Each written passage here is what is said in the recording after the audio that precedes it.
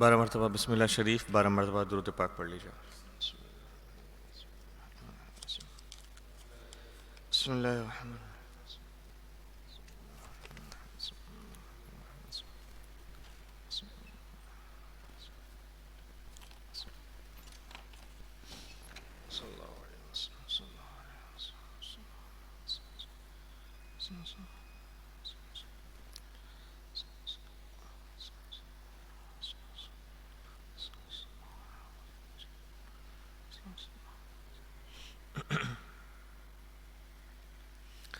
اپنے گناہوں سے سچی پکی توبہ کی نیت کرتے ہوئے 12 مرتبہ استغفر اللہ العظیم پڑھ لیجیے۔ استغفر اللہ العظیم، استغفر اللہ العظیم، استغفر اللہ العظیم۔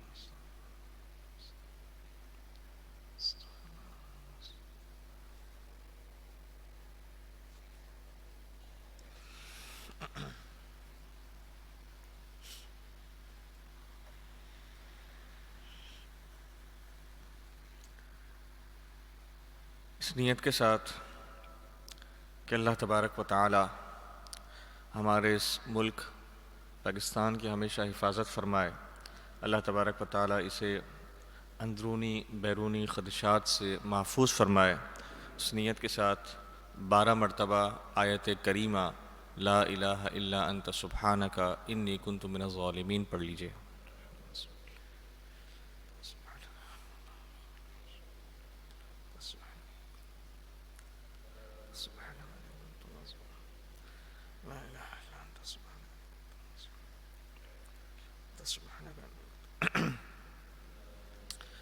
لا الہ الا انت سبحانک۔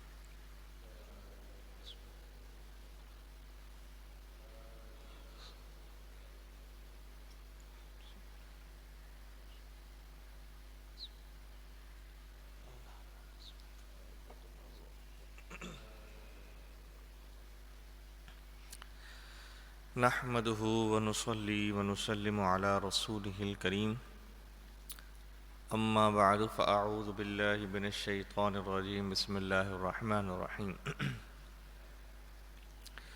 ان الله وملائكته يصلون على النبي يا ايها الذين آمنوا صلوا عليه وسلموا تسليما، اللهم صل على سيدنا ومولانا محمد وعلى آل سيدنا ومولانا محمد وبارك وسلم، صلاة وسلاما عليك يا سيدي يا رسول اللہ صلی اللہ تعالی علیہ وآلہ وسلم۔ تمام سامعین کو میری طرف سے السلام علیکم ورحمۃ اللہ وبرکاتہ۔ 20واں پارہ آپ سماعت فرما رہے تھے، سورہ قصص کے 4 رکوع اور 20ویں پارے کے 7 رکوع آپ مکمل سماعت کر چکے۔ 8ویں پارے سے انشاءاللہ درس کا ہم آغاز کریں گے۔ فرمایا وَلَقَدْ، اور بے شک، آتَيْنَا مُوسَى الْكِتَابَ، ہم نے عطا فرمائی موسیٰ علیہ السلام کو کتاب، من بعد ما اہلکنا القرون الاولی، بعد اس کے کہ اگلی قومیں ہم نے ہلاک فرمائی، یعنی توریت سے پہلے کتاب جو عطا فرمائی وہ توریت تھی، اور توریت سے پہلے بہت سی قوموں کو عذاب آ چکا تھا۔ مفسرین نے فرمایا کہ ایک قول یہ بھی ہے کہ جب توریت نازل ہو گئی تو پھر توریت نازل ہونے کے بعد کسی بھی قوم کے اوپر آسمان اور زمین سے کوئی عذاب نازل نہیں ہوا۔ اس سے پہلے کی جو قومیں تھیں ان پر ہوا تھا، آسمان سے بھی عذاب آئے تھے اور زمین سے بھی عذاب آئے تھے، قوم عاد، سمود وغیرہ، لیکن فرمایا کہ جب توریت نازل ہو گئی تو اس کے بعد کوئی بھی آسمانی عذاب کسی بھی قوم پر نازل نہیں ہوا، سوائے ایک قوم کے کہ جس کو اللہ تبارک و تعالیٰ نے قردہ، بندر بنا دیا تھا، اس کے علاوہ کسی قوم پر عذاب نہیں آیا، لیکن یہ قول ہے۔ فرمایا کہ ہم اس سے پہلے کہ ہم کتنی قومیں ہلاک کر چکے، بصائر للناس، یہ آنکھیں کھولنے والی ہیں وہدن ہدایت ہے، ورحمتن اور رحمت ہے، لعلہم یتذکرون تاکہ وہ نصیحت مانیں۔ یہ جو کتاب موسیٰ علیہ السلام کو عطا فرمائی توریت، وہ بھی ہدایت ہے، آنکھیں کھولنے والی ہے، رحمت ہے لوگوں کے لیے تاکہ وہ نصیحت مانیں۔ وما کنتا، اور اے محبوب صلی اللہ تعالیٰ علیہ وآلہ وسلم آپ ظاہری طور پر موجود نہیں تھے۔ وما کنت بجانب الغربی، آپ مغرب کی طرف موجود نہیں تھے۔ کب؟ اذ قضینا الی موسیٰ الامر، جب طور پر ہم نے موسیٰ علیہ السلام پر اپنی رسالت کا حکم بھیجا۔ جب طور پر توریت نازل ہوئی تو اس وقت آپ ان کے ساتھ ظاہری طور پر موجود نہیں تھے۔ وما کنت من الشاہدین، اور آپ حاضر نہیں تھے۔ ولکننا انشأنا قرونا، مگر ہم نے بہت ساری قومیں پیدا کی۔ فتطاول علیہم العمر، اور ان پر بہت طویل زمانہ گزرا۔ وما کنت ثاویا فی اہل مدین، اور آپ اہل مدین میں بھی مقیم نہیں تھے۔ تتلو علیہم آیاتنا، کہ ہماری آیتیں ان پر پڑھتے۔ ولکننا کننا مرسلین، لیکن ہاں ہم ہی آپ کو رسول بنانے والے ہیں۔ اللہ تعالیٰ نے فرمایا کہ یہ جب سارے معاملات ہوئے تو آپ کا ظاہری طور پر دنیا میں ظہور نہیں ہوا تھا، آپ اس کے بعد دنیا میں تشریف لائے۔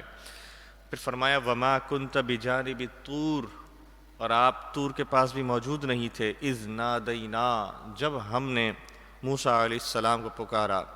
ولیکن رحمتا من ربک، لیکن یہ آپ پر آپ کے رب کی طرف سے ایک رحمت ہے۔ یہ سارے واقعات بتانا، یہ قرآن پاک میں پرانی قوموں کا ذکر ہونا، فرمایا یہ رحمتا من ربک، آپ پر آپ کے رب کی طرف سے ایک رحمت ہے۔ لتنذر قوما، تاکہ آپ ڈرائیں اس قوم کو، ما آتاہم من نذیر، جس قوم پر آپ سے پہلے کوئی ڈر سنانے والا نہیں آیا، من قبل کا آپ سے پہلے، لعلہم یتذکرون تاکہ وہ نصیحت مانیں۔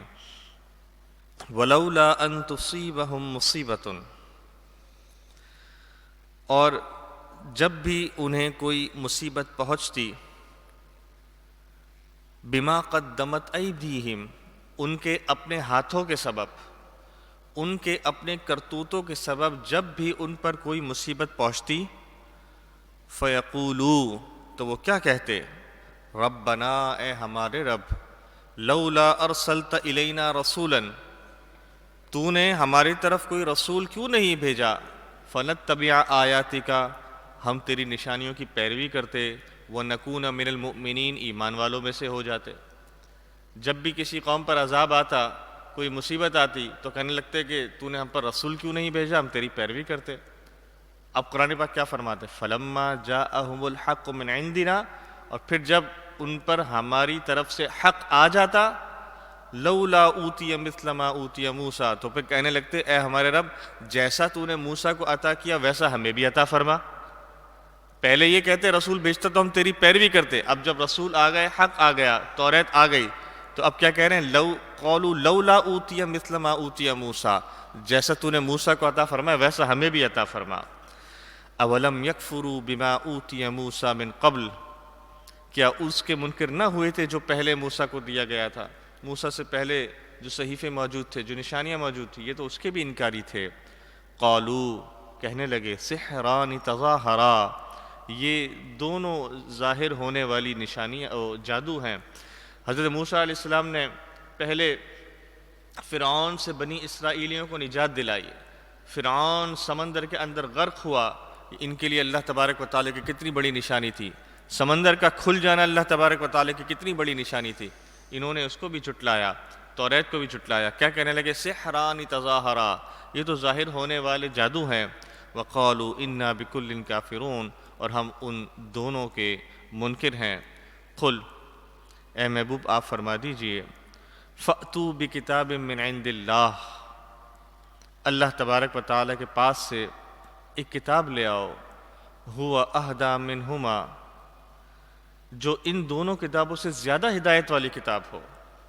حضور علیہ السلام سے ارشاد فرمایا گیا کہ اے محبوب آپ ان سے یہ کہہ دیجئے کہ اگر تم سمجھتے ہو کہ تم زیادہ ہدایت پر ہو تو تمہارے پاس توریت موجود ہے اور میں تمہارے پاس قرآن پاک لے کر آیا ہوں.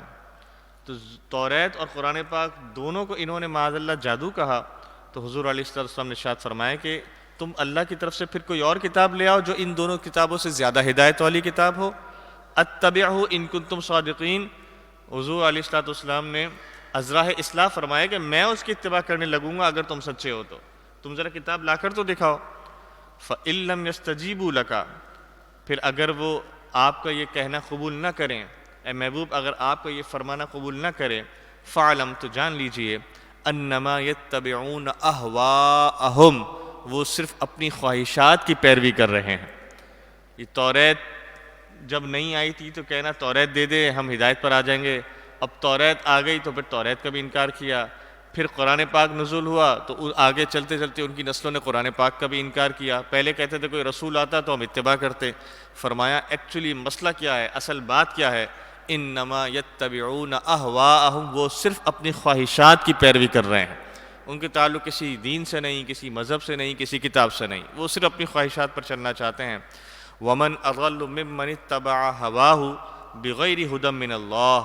اس سے بڑھ کر گمراہ کون کہ جو اپنی خواہش کی پیروی کرے اللہ تبارک و تعالیٰ کی ہدایت سے ہٹ کر. ان اللہ لا یہدی القوم الظالمین. بے شک اللہ تبارک و تعالیٰ ظالم قوم کو ہدایت نہیں فرماتا. وَلَقَدْ اور بے شک وَصَّلْنَا لَهُمُ الْقَوْلَ. ہم نے ان کے لیے تسلسل کے ساتھ بات نازل فرمائی، یعنی پے در پے. قرآن پاک کے اندر مسلسل ان کی ہدایت کے لیے واقعات بیان ہوئے، مسلسل آیتیں اترتی رہیں. فرمایا ہم نے یہ سلسلہ تسلسل کے ساتھ رکھا. لعلہم یتذکرون. شاید کہ وہ نصیحت مانیں. الذین آتیناہم الکتاب من قبلہ. جن کو ہم نے ان سے پہلے کتاب دی. ہم بہ یؤمنون. وہ اس پر ایمان لاتے ہیں. یعنی حضرت عبداللہ بن سلام اور ان جیسے کئی صحابہ کہ جو پہلے یہودی تھے، توریت پر عمل کرنے والے تھے، لیکن جب قرآن پاک نازل ہوا انہوں نے قرآن پاک پڑھا، سنا، سمجھا، حضور علیہ السلام کی زیارت کی تو انہیں سمجھ آ گئی کہ یہ دین برحق ہے. اور جب انہوں نے اپنی کتابیں پڑھی اور قرآن پاک کو سنا تو انہیں سمجھ آ گئی کہ توریت بھی اللہ کی طرف سے تھی اور یہ قرآن پاک بھی اللہ کی طرف سے ہے، تو ہم نے اس پر عمل کرنا ہے. تو فرمایا کہ ہاں جنہیں واقعی میں حقیقت میں کتاب ملی تھی اس سے پہلے، ہم بہ یؤمنون. وہ اس قرآن پر بھی ایمان لانے والے ہیں. وَإِذَا يُتْلَى عَلَيْهِمْ. اور جب ان پر یہ آیتیں پڑھی جاتی ہیں، قالوا تو کہتے ہیں آمنا بہ. ہم اس پر ایمان لائے. انہ الحق من ربنا. یہ ہمارے رب کی طرف سے حق ہے. انا کننا من قبلہ مسلمین. ہم تو اس سے پہلے بھی مسلمان ہو چکے ہیں. ہم توریت پر بھی ایمان لائے، ہم اس کے بھی مسلمان تھے. اب قرآن پاک نازل ہو گیا، ہم اس پر بھی ایمان لاتے ہیں. اولئک یؤتون اجرہم مرتین. اللہ تبارک و تعالیٰ انہیں دگنا کر کے اجر عطا فرمائے گا. ایک ان کا اجر توریت پر عمل کرنے کا، دوسرا ان کا اجر قرآن پاک پر عمل کرنے کا. بما صبروا. بدلہ ان کے صبر کا. وَيَدْرَؤُونَ بِالْحَسَنَةِ السَّيِّئَةِ. اور وہ بھلائی سے برائی کو ٹالنا چاہتے ہیں. وَمِمَّا رَزَقْنَاهُمْ يُنْفِقُونَ. اور ہمارے دیے سے ہماری راہ میں خرچ کرتے ہیں. کچھ لوگ دوسرے مقام سے سفر کر کے حضور علیہ السلام کے پاس حاضر ہوئے، اسلام لائے، ایمان کی سعادت حاصل ہوئی تو دیکھا کہ مسلمانوں کی حالت تو بڑی تنگ دست ہے اور بڑی پریشانی کے عالم میں ہے. تو انہوں نے حضور علیہ السلام سے اجازت چاہی کہ یا رسول اللہ آپ ہمیں اجازت دیں، ہم اپنے گاؤں واپس جائیں، اپنے شہر واپس جائیں، اور جو ہمارے پاس مال و متاع ہے وہ ہم لے کر آئیں اور مسلمانوں کی خدمت کریں. حضور علیہ السلام نے انہیں اجازت عطا فرمائی تو وہ پھر واپس اپنے گاؤں یا اپنے شہر گئے اور وہاں سے مال و متاع مسلمانوں کے لیے لے کر آئے اور ان کی خدمت کی. تو اسی لیے فرمایا قرآن پاک نے کہ وَمِمَّا رَزَقْنَاهُمْ يُنْفِقُونَ، کہ وہ ایک تو ایمان لائے اور ایمان لانے کے بعد ان کا جذبہ یہ تھا کہ وہ اللہ تبارک و تعالی کی راہ میں خرچ بھی کرتے تھے. وَإِذَا سَمِعُوا اللَّغْوَ أَعْرَضُوا عَنْهُ. اور جب بیہودہ بات سنتے ہیں یہ تو اس سے غفلت کر جاتے ہیں، تغافل کر جاتے ہیں، یعنی اس کی پرواہ نہیں کرتے، اس پر اپنا کان نہیں دھرتے۔ وقالو، اور وہ ان لوگوں سے یہ کہتے ہیں کہ جو قرآن پاک پر عمل نہیں کرتے، ان سے کیا کہتے ہیں؟ لنا اعمالنا ولکم اعمالکم، ہمارے لیے ہمارے اعمال ہیں، تمہارے لیے تمہارے اعمال ہے۔ سلام علیکم، تم پر سلامتی ہو۔ یہ سلام اعراض ہے، یعنی کہتے ہیں نا کہ بس مجھے چھوڑو بھائی، مجھے معاف کر دو، وہ سلام اعراض کہلاتا ہے کہ بندہ سلام کر کے اس سے دور ہٹ جائے۔ تو فرمایا کہ یہ لوگ وہ ہیں کہ جو ان سے کہتے ہیں تمہارے لیے تمہارے اعمال، ہمارے لیے ہمارے اعمال، سلام علیکم، سلام علیکم، تم جاؤ اپنا کام کرو، ہمیں اپنا کام کرنے دو۔ لا نبتغی الجاہلین، ہمیں جاہلوں سے کوئی بھی غرض نہیں ہے، جاہلوں سے کوئی ہمارا واسطہ نہیں ہے۔ انک لا تہدی من احببت، بے شک یہ نہیں کہ تم جسے چاہو اللہ تبارک و تعالیٰ اسے ہدایت عطا فرما دے، ولیکن اللہ یہدی من یشاء، اللہ تبارک و تعالیٰ جسے چاہتا ہے ہدایت عطا فرماتا ہے۔ وہو اعلم بالمہتدین، اور وہ خوب جانتا ہے ہدایت والوں کو۔ ایسا نہیں ہوگا کہ اگر کوئی کافر چاہے کہ یہ ایمان لائے، یہ ایمان نہ لائے، تو اللہ تبارک و تعالیٰ ایسا ہی فرما دے گا، ایسا نہیں ہوگا۔ اللہ تبارک و تعالیٰ جسے چاہتا ہے ہدایت عطا فرماتا ہے۔ حضرت ابو طالب، حضور علیہ الصلوۃ والسلام کے چچا حضرت علی کرم اللہ تعالیٰ وجہہ الکریم کے والد گرامی، آپ ایک مرتبہ جب آپ کا وقت وصال قریب آیا تو آپ نے لوگوں کو بلایا، اور لوگوں کو بلا کر یہ ارشاد فرمایا کہ اے لوگو، تم اس میرے بھتیجے کی اتباع کرو، اس پر ایمان لاؤ، اس کا دین دین برحق ہے۔ جب آپ نے نصیحت فرمائی تو حضور علیہ الصلوۃ والسلام نے اپنے چچا سے ارشاد فرمایا کہ اے چچا، آپ دوسروں کو تو نصیحت کر رہے ہیں، آپ خود بھی میرے لیے کلمہ کہہ دیجئے کہ لا الہ الا اللہ۔ جب آپ یہ کہہ دیں گے تو میں قیامت کے دن اس جملے کے لیے آپ پر گواہ ہو جاؤں گا۔ تو حضرت ابو طالب نے جواباً ارشاد فرمایا کہ مجھے معلوم ہے کہ تمہارا دین دین برحق ہے، اور میں چاہتا بھی ہوں کہ میں یہ کلمہ ادا کروں، لیکن مجھے خوف ہے کہ اگر میں یہ کلمہ ادا کروں گا تو میری وجہ سے میرے جانے کے بعد لوگ تم پر تکلیف پہنچائیں گے، تمہیں تکلیف پہنچائیں گے۔ اس کی وجہ یہ ہے کہ میں ایک سردار کی حیثیت رکھتا ہوں، اگر لوگ دیکھیں گے کہ میں بھی تمہاری طرف مائل ہو گیا تو پھر انہیں تم سے زیادہ خطرہ ہو جائے گا، تمہیں زیادہ پریشان کرنے کی کوشش کریں گے۔ اس لیے میں اپنے والد گرامی یعنی حضرت عبد المطلب جو حضور کے دادا تھے، تو حضرت ابو طالب کے والد ہوئے، تو انہوں نے پھر عرض کی کہ اے میرے بھتیجے، میں اپنے والد گرامی حضرت عبد المطلب اور عبد مناف کے دین پر رہوں گا، اور وہ ملت ابراہیم دین حنیف تھا، یعنی حضرت عبد المطلب بھی دین حنیف دین ابراہیمی پر عمل کرتے تھے، تو میں بھی اسی دین پر عمل کرتے ہوئے اس دنیا سے جاؤں گا۔ تفسیر کبیر میں امام رازی علیہ رحمہ یہ فرماتے ہیں کہ اس حدیث کا مفہوم کوئی یہ نہ سمجھے، اور اس آیت کی تفسیر میں کوئی یہ نہ سمجھے کہ حضرت ابو طالب حضرت علی کے والد گرامی حالت کفر میں اس دنیا سے گئے، ایسا کوئی نہ سمجھے۔ اس کا معنی یہ ہے کہ حضرت ابو طالب نے اگر انکار فرمایا اگر اس وقت لا الہ الا اللہ کہنے سے، تو وہ بھی حضور علیہ الصلوۃ والسلام ہی کی دفاع میں تھا، اور آپ نے یہ تک فرما دیا کہ میں تمہارے دین کو سچا جانتا ہوں، اور لیکن پھر آپ نے فرمایا کہ میں ملت ابراہیمی جو میرے والد کا دین تھا میں اسی پر اس دنیا سے جاؤں گا۔ تو پھر آپ کا یہ کہنا بھی اس بات پر دلالت کرتا ہے کہ آپ اللہ تبارک و تعالیٰ سے کہ اللہ تبارک و تعالیٰ کی طرف سے ہدایت پر موجود تھے۔ تو فرمایا کہ انک لا تہدی من احببت، یہ جو کفار تھے، رؤسا تھے، جو کفار کے سردار تھے، وہ اپنے سرداروں کے لیے تو کبھی نہیں چاہتے تھے کہ وہ ایمان لائیں، لیکن ہاں اگر بہت زیادہ ان کو لگتا تھا کہ نہیں کچھ لوگ تو چلو مسلمان ہوں گے بھی نا، تو وہ چاہتے تھے کہ جو غریب لوگ ہیں نا وہ بھلے اسلام لیں، ہمیں کوئی فرق نہیں پڑتا، لیکن کوئی رئیس اور کوئی ٹاپ مینجمنٹ کا بندہ، ٹاپ لیول کا بندہ وہ ایمان نہ لائے، کوئی سردار ایمان نہ لائے۔ جب وہ اس طرح کی بات سوچتے تھے اور کرتے تھے، اللہ تعالیٰ نے فرمایا کہ انک لا تہدی من احببت، آپ جس کی خواہش کریں گے ایسا نہیں ہوگا کہ تم جس کی خواہش کرو گے کہ اسی کو اللہ تبارک و تعالیٰ ہدایت دے دے، ولیکن اللہ یہدی من یشاء، اللہ تبارک و تعالیٰ جسے چاہتا ہے ہدایت عطا فرماتا ہے، وہو اعلم بالمہتدین، اور وہ خوب جانتا ہے ہدایت والوں کو۔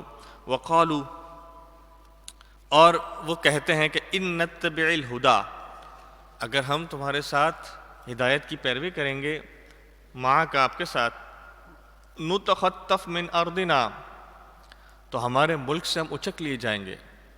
بہت سارے لوگ یہ کہتے تھے کہ اگر ہم اسلام لے آئے، ایمان لے آئے تو ہمارا تو بائیکاٹ ہو جائے گا، لوگ تو ہمیں دربدر کر دیں گے۔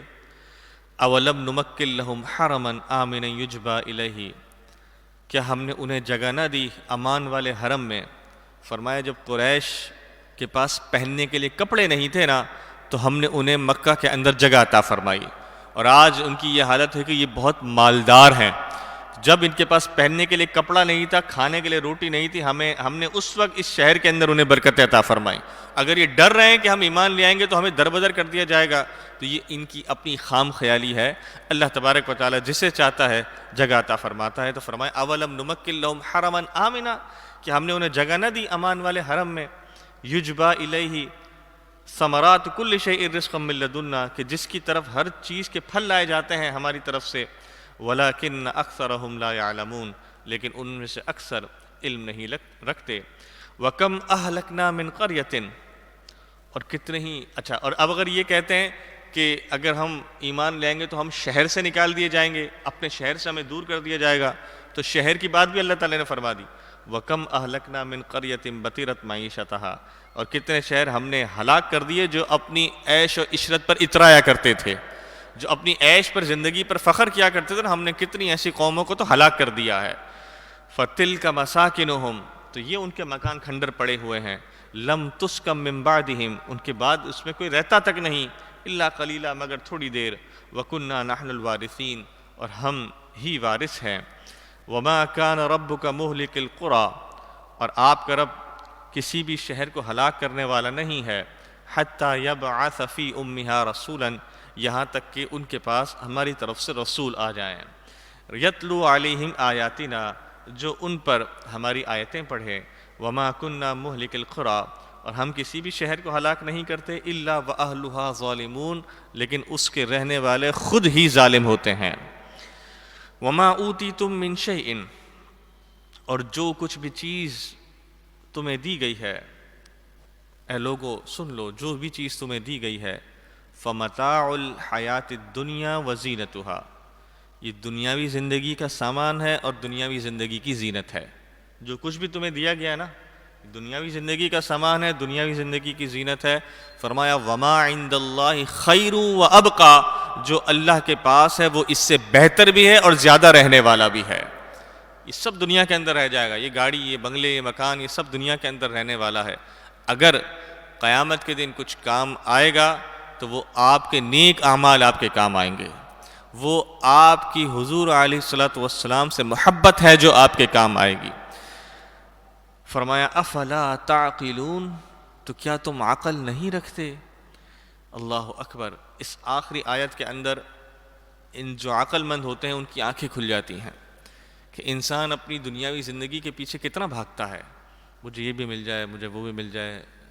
پہلے جب تھوڑا سا جوان ہونا شروع ہوتا ہے تو اپنے لیے کچھ کمانا شروع کرنے کی کوشش کرتا ہے، جب اپنے لیے کمانا شروع کر رہا ہوتا ہے تو اس میں اتنی شادی ہو جاتی ہے، پھر وہ اپنی گھر والوں کے لیے بھی کما رہا ہوتا ہے، پھر بچے ہو جاتے ہیں تو پھر بچوں کے لیے کما رہا ہوتا ہے، پھر بچے بڑے ہو جاتے ہیں تو ان کی شادی کرنے کے لیے کما رہا ہوتا ہے، اور پھر ایک وقت ایسا آتا ہے کہ اس کی زندگی ختم ہو جاتی ہے، اس کے پاؤں قبر میں ہوتے ہیں، پھر اسے احساس ہوتا ہے کہ سب کے لیے سب کچھ کر لیا، اپنے لیے میں نے کیا کیا، اپنے اعمال کے لیے میں نے کیا کیا، میری ساری زندگی، میری نماز کے ٹائم، میرے قرآن پڑھنے کے ٹائم، یہ سب میرے صرف کمانے میں اس لیے چلے گئے کہ میں دنیا بنانا چاہ رہا تھا، میں اپنی نہیں تو چلو اپنے بچوں کی دنیا بنانا چاہ رہا تھا، لیکن میں نے اپنے بچوں کی بھی صرف دنیا بنائی نا، ان کی آخرت کے لیے کیا کیا، ان کے اعمال کو صالح بنانے کے لیے میں نے کیا کیا۔ یہ اس کو اس وقت احساس ہوتا ہے کہ جب وہ قبر میں جا رہا ہوتا ہے اور اسے سمجھ آ جاتی ہے کہ اب آگے سوائے قبر کے اور کچھ بھی نہیں ہے۔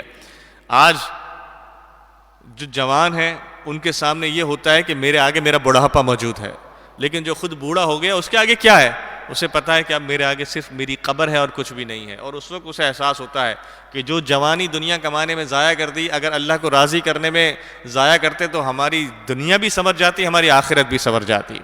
تو فرمایا کہ افلا تعقلون، تو کیا تم عقل نہیں رکھتے۔ دو رکوع ہم نے سماعت کیے، شروع میں ہم نے سماعت کیا کہ حضرت موسیٰ علیہ الصلوۃ والسلام کو توریت عطا کی گئی، اس سے پہلے بہت ساری قوموں کو ہلاک بھی کیا گیا، اور پھر حضور علیہ الصلوۃ والسلام سے ارشاد فرمایا اللہ تعالیٰ نے کہ جب یہ سارے معاملات ہو رہے تھے، حضرت موسیٰ کو حضرت موسیٰ کو توریت کا ملنا طور پر، اور اس کے علاوہ ان کی قوم کے سارے معاملات، تو آپ ظاہری طور پر ان میں موجود نہیں تھے، لیکن یہ اللہ کی رحمت ہے آپ پر کہ اللہ تبارک و تعالیٰ نے آپ کو ان ساری قوموں کے واقعات بالکل صاف صاف واضح طور پر بیان فرمائے، اور پھر فرمایا کہ یہ لوگ جو قرآن پاک کا انکار کرتے ہیں یہ اس سے پہلے توریت کا بھی انکار کرتے ہیں۔ جو ماننے والے ہیں انہوں نے توریت کو بھی مانا اور انہوں نے قرآن پاک کو بھی مانا، اور یہی وہ لوگ ہیں کہ جو اللہ کی راہ میں اپنے مالوں کو خرچ کرتے ہیں۔ اور پھر ہم نے یہ بھی سماعت کیا کہ اگر آپ کسی کی خواہش کریں گے کہ اس کو ہدایت مل جائے تو ایسا نہیں ہے، اللہ تبارک و تعالیٰ جسے چاہے گا اس کو ہدایت عطا فرمائے گا۔ اور پھر آخری میں ہم نے یہی سنا کہ یہ جو دنیاوی سامان ہے یہ سب دنیا کے اندر رہ جائے گا، ہماری قبر میں ہمارے ساتھ صرف اور صرف ہمارے اعمال جائیں گے۔ رکوع کا اختتام ہوا، اللہ تبارک و تعالی سے دعا ہے کہ ان دونوں رکوعات کے اندر ہم نے جو بھی باتیں سماعت کی، اللہ تبارک و تعالی ان اچھے اعمال پر ہمیں عمل کرنے کی توفیق عطا فرمائے۔ ایک مرتبہ آواز بلند درود پاک پڑھ لیجیے، اللہم صلی علی سیدنا مولانا محمد۔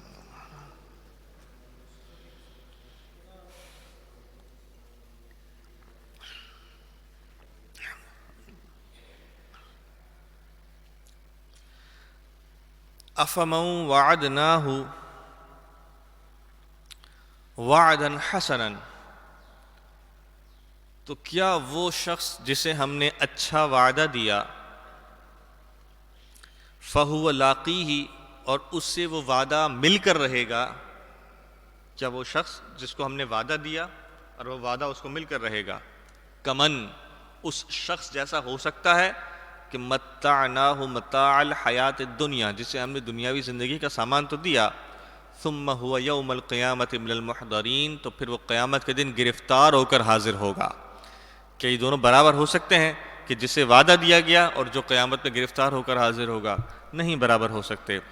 فرمایا وَيَوْمَ يُنَادِيهِمْ، جس دن انہیں ندا کرے گا، فَيَقُولُ، اور رب فرمائے گا، أَيْنَ شُرَكَائِيَ الَّذِينَ كُنْتُمْ تَزْعُمُونَ، میرے وہ شریک کہاں ہیں جنہیں تم میرے برابر ٹھہرایا کرتے تھے، وہ کہاں ہے؟ بلاؤ انہیں۔ قَالَ الَّذِينَ حَقَّ عَلَيْهِمُ الْقَوْلُ، ان پر جن پر ثابت بات ہو چکی، یعنی وہ لوگ جن پر اللہ کی طرف سے بات ثابت ہو چکی، کیا عرض کریں گے؟ ربنا، اے ہمارے رب، ہؤلاء الذین اغوینا، یہی ہیں وہ جنہیں ہم نے گمراہ کیا، اغویناہم کما غوینا، یہ جیسے خود گمراہ تھے انہوں نے ہمیں بھی گمراہ کر دیا، تبرأنا الیک، ہم ان سے بیزار ہو کر تیری طرف رجوع لاتے ہیں، وما کانوا ایانا یعبدون، اور وہ ہم کو نہیں پوجتے تھے۔ یہ بت اس دن کہہ اٹھیں گے کہ یہ جو لوگ ہیں نا جو ہمارے سامنے سجدہ کیا کرتے تھے، جو ہمارے سامنے سر جھکایا کرتے تھے، ہم نے ان کو کبھی نہیں کہا کہ تم ہمارے سامنے سر جھکاؤ، اور ان کی وجہ سے یہ بت یہ کہہ اٹھیں گے کہ اے اللہ، تو نے قرآن پاک میں کیا فرمایا کہ قیامت کے دن جو جہنم کی آگ ہوگی اس کا ایندھن وہ انسان اور پتھر ہوں گے۔ تو یہ بت کہہ اٹھیں گے کہ یا اللہ، ہم نے تو انہیں نہیں کہا تھا کہ ہمارے سامنے سجدہ کرو، لیکن ان کے سجدہ کرنے کی وجہ سے ہمیں بھی یہ سزا مل رہی ہے کہ تو ان کے ساتھ ہمیں بھی جہنم کی آگ میں جلائے گا، کیونکہ یہ جو بت ہیں یہ جہنم کی آگ میں جلیں گے۔ تو یہ بت کہنے لگیں گے کہ ہمارا تو کوئی قصور تک نہیں تھا، پھر بھی ہمیں تو جہنم کے اندر جلائے گا۔ اور بزرگوں نے فرمایا کہ یہ جو بت ہے نا یہ تو پتھر ہے، اس کے اندر جان تو ہے نہیں، تو اللہ تعالیٰ ان کو آگ میں کیوں جلائے گا جبکہ ان کا تو کوئی قصور نہیں؟ پتھر تو خود نہیں کہتا کہ میرے آگے سر جھکاؤ۔ تو فرمائے یہ صرف ان انسانوں کو حسرت دینے کے لیے ہوگی جو ان پتھروں کے ساتھ جل رہے ہوں گے، کہ جن بتوں کے سامنے ہم سر جھکا رہے تھے آج وہ بھی ہمارے ساتھ آگ کے اندر جل رہے ہیں۔ فرمایا کہ جس دن اللہ تبارک و تعالیٰ انہیں فرمائے گا کہ تم آؤ اپنے شریکوں کو لے کر آؤ، تو ان کے شریک کہہ اٹھیں گے اغویناہم کما غوینا، انہوں نے ہمیں بھی گمراہ کیا، یہ خود بھی گمراہ تھے، تبرأنا الیک، ہم تیری طرف رجوع لاتے ہیں، ما کانوا ایانا یعبدون، وہ ہم کو تو پوچھتے تک نہیں تھے، وقیل ادعوا شرکاءکم، اور ان سے فرمایا جائے گا کہ اپنے شریکوں کو پکارو، ان بتوں کو پکارو، فدعوہم تو وہ انہیں پکاریں گے، فلم یستجیبوا لہم تو یہ بت ان کو جواب تک نہیں دیں گے، ورأوا العذاب اور اپنے پیچھے عذاب کو دیکھیں گے، لو انہم کانوا یہتدون کیا ہی اچھا ہوتا اگر وہ ہدایت پر آ جاتے، ویوم ینادیہم اور جس دن انہیں رب ندا فرمائے گا، فیقول ارشاد فرمائے گا ماذا اجبتم المرسلین تم نے رسولوں کو کیا جواب دیا تھا، ہم نے تو تمہارے پاس رسول بھی بھیجے تھے، فعمیت علیہم الانباء یومئذ تو اس دن ان پر خبریں اندھی ہو جائیں گی، یعنی ساری باتیں انہیں نظر نہیں آئیں گی، فہم لا یتساءلون تو وہ کچھ پوچھ گچھ نہیں کر سکیں گے، فاما من تاب ہاں بہرحال بات یہ ہے کہ فاما من تاب جس نے توبہ کی دنیا کے اندر، وآمن ایمان لایا، وعمل صالحا جس نے نیک عمل کیے، فعسى ان یکون من المفلحین تو قریب ہے اللہ تبارک و تعالی اس سے کامیابی عطا فرمائے گا۔ بڑے سے بڑا گناہ ہو، بڑے سے بڑا معاملہ ہو، انسان ہے غلطی ہو جاتی ہے، اللہ تبارک و تعالیٰ کی بارگاہ میں سر کو جھکائے، معافی مانگے، اللہ تبارک و تعالیٰ اسے ضرور معاف فرما دے گا۔ فرمایا وَرَبُّكَ يَخْلُقُ مَا يَشَاءُ وَيَخْتَارُ آپ کا رب پیدا فرماتا ہے، جو چاہے پیدا فرماتا ہے اور جو چاہے وہ پسند فرماتا ہے۔ مَا كَانَ لَهُمُ الْخِيَرَةُ ان کا اس معاملے میں کوئی اختیار نہیں ہے۔ یہ مشرکین کیا کہتے تھے کہ یہ قریش میں سے یہ نبی کہاں سے پیدا ہو گئے، یہ قریش میں تو پیدا ہونے والے نہیں تھے، ہم ہیں زیادہ حقدار، ہم ہیں زیادہ اس چیز کے حقدار کہ ہم میں نبی پیدا ہوتا۔ تو فرمایا یہ عرب کے اندر یہ لوگوں کے اندر رواج تھا کہ اپنے قبیلوں کے معاملے سے، اپنے قبیلوں کی باتوں سے وہ بڑائی کرتے تھے، تو وہ کہتے تھے کہ یہ بنی ہاشم کے اندر کہاں سے پیدا ہو گئے، ہمارا قبیلہ ہے وہ تو زیادہ عزت والا ہے، زیادہ مرتبے والا ہے۔ اللہ تعالیٰ نے فرمایا وَرَبُّكَ يَخْلُقُ مَا يَشَاءُ اللہ تبارک و تعالیٰ جسے چاہتا ہے بناتا ہے، وہ یختارو جسے چاہتا ہے پسند فرماتا ہے، مَا كَانَ لَهُمُ الْخِيَرَةُ یہ اختیار ان کے پاس تھوڑی ہے، سبحان اللہ پاک ہے اللہ، وَتَعَالَى عَمَّا يُشْرِكُونَ اور اس سے بلند و بالا ہے جو وہ شرک کرتے ہیں۔ پھر فرمایا وَرَبُّكَ يَعْلَمُ مَا تُكِنُّ صُدُورُهُمْ اور تمہارا رب جانتا ہے جو وہ اپنے سینوں میں چھپا کر رکھے ہیں، وَمَا يُعْلِنُونَ اور جو وہ ظاہر کرتے ہیں۔ هُوَ اللَّهُ لَا إِلَٰهَ إِلَّا هُوَ وہی اللہ ہے جس کے سوا کوئی عبادت کے لائق نہیں، لَهُ الْحَمْدُ فِي الْأُولَىٰ اسی کے لیے ہے ساری تعریفیں دنیا کے اندر، والآخرہ اور آخرت میں، وَلَهُ الْحُكْمُ اسی کے لیے حکم ہے، وَإِلَيْهِ تُرْجَعُونَ اور اسی کی طرف تم پھیرے جاؤ گے۔ قل اے محبوب آپ فرما دیجئے ارأیتم کیا رائے ہے تمہاری، ان جعل اللہ علیکم اللیل سرمدا الی یوم القیامہ اے محبوب آپ فرما دیجئے ان سے کہ کیا رائے ہے تمہاری کہ اگر اللہ تبارک و تعالی ہمیشہ تم پر قیامت تک رات کا وقت ہی رکھے، ہمیشہ تم پر رات رہے، تو بتاؤ تمہاری کیا رائے ہے اس بارے میں؟ تو بتاؤ من الہ غیر اللہ یأتیکم بضیاء تو کیا اللہ کے سوا تمہارا کوئی ایسا خدا ہے جو اس رات کو دن کے اندر تبدیل کر سکے؟ کیا ہے کوئی ایسا؟ افلا تسمعون تو کیا تم سنتے نہیں ہو، سمجھتے نہیں ہو اس بات کو؟ قل اے محبوبہ فرما دیجئے ارأیتم کیا رائے ہے تمہاری، ان جعل اللہ علیکم النہار سرمدا اگر قیامت تک تمہارے لیے دن ہی رہے، سورج نکلا ہوا رہے، من الہ غیر اللہ یأتیکم بلیل تو تمہارے لیے تمہارا کون سا ایسا خدا ہے جو اس دن کو رات کے اندر تبدیل کر سکے، تسکنون فیہ جس میں تم آرام کرتے ہو، افلا تبصرون تو کیا تم دیکھتے نہیں ہو؟ ومن رحمتہ اور اسی کی رحمت سے، اسی کا کرم ہے، اسی کا فضل ہے، جعل لکم اللیل والنہار اللہ تبارک و تعالیٰ نے تمہارے لیے دن بھی بنائے اور رات بھی بنائے، لتسکنوا فیہ تاکہ تم آرام کر سکو، رات میں تم نے آرام کرو، وَلِتَبْتَغُوا مِن فَضْلِهِ اور دن میں اس کا فضل تلاش کرو، دن میں انسان کام پر جائے، رات کو انسان آرام کرے، وَلَعَلَّكُمْ تَشْكُرُونَ اور یہ دونوں کام کرنے کے بعد سب سے امپورٹنٹ کام کیا کرنا ہے؟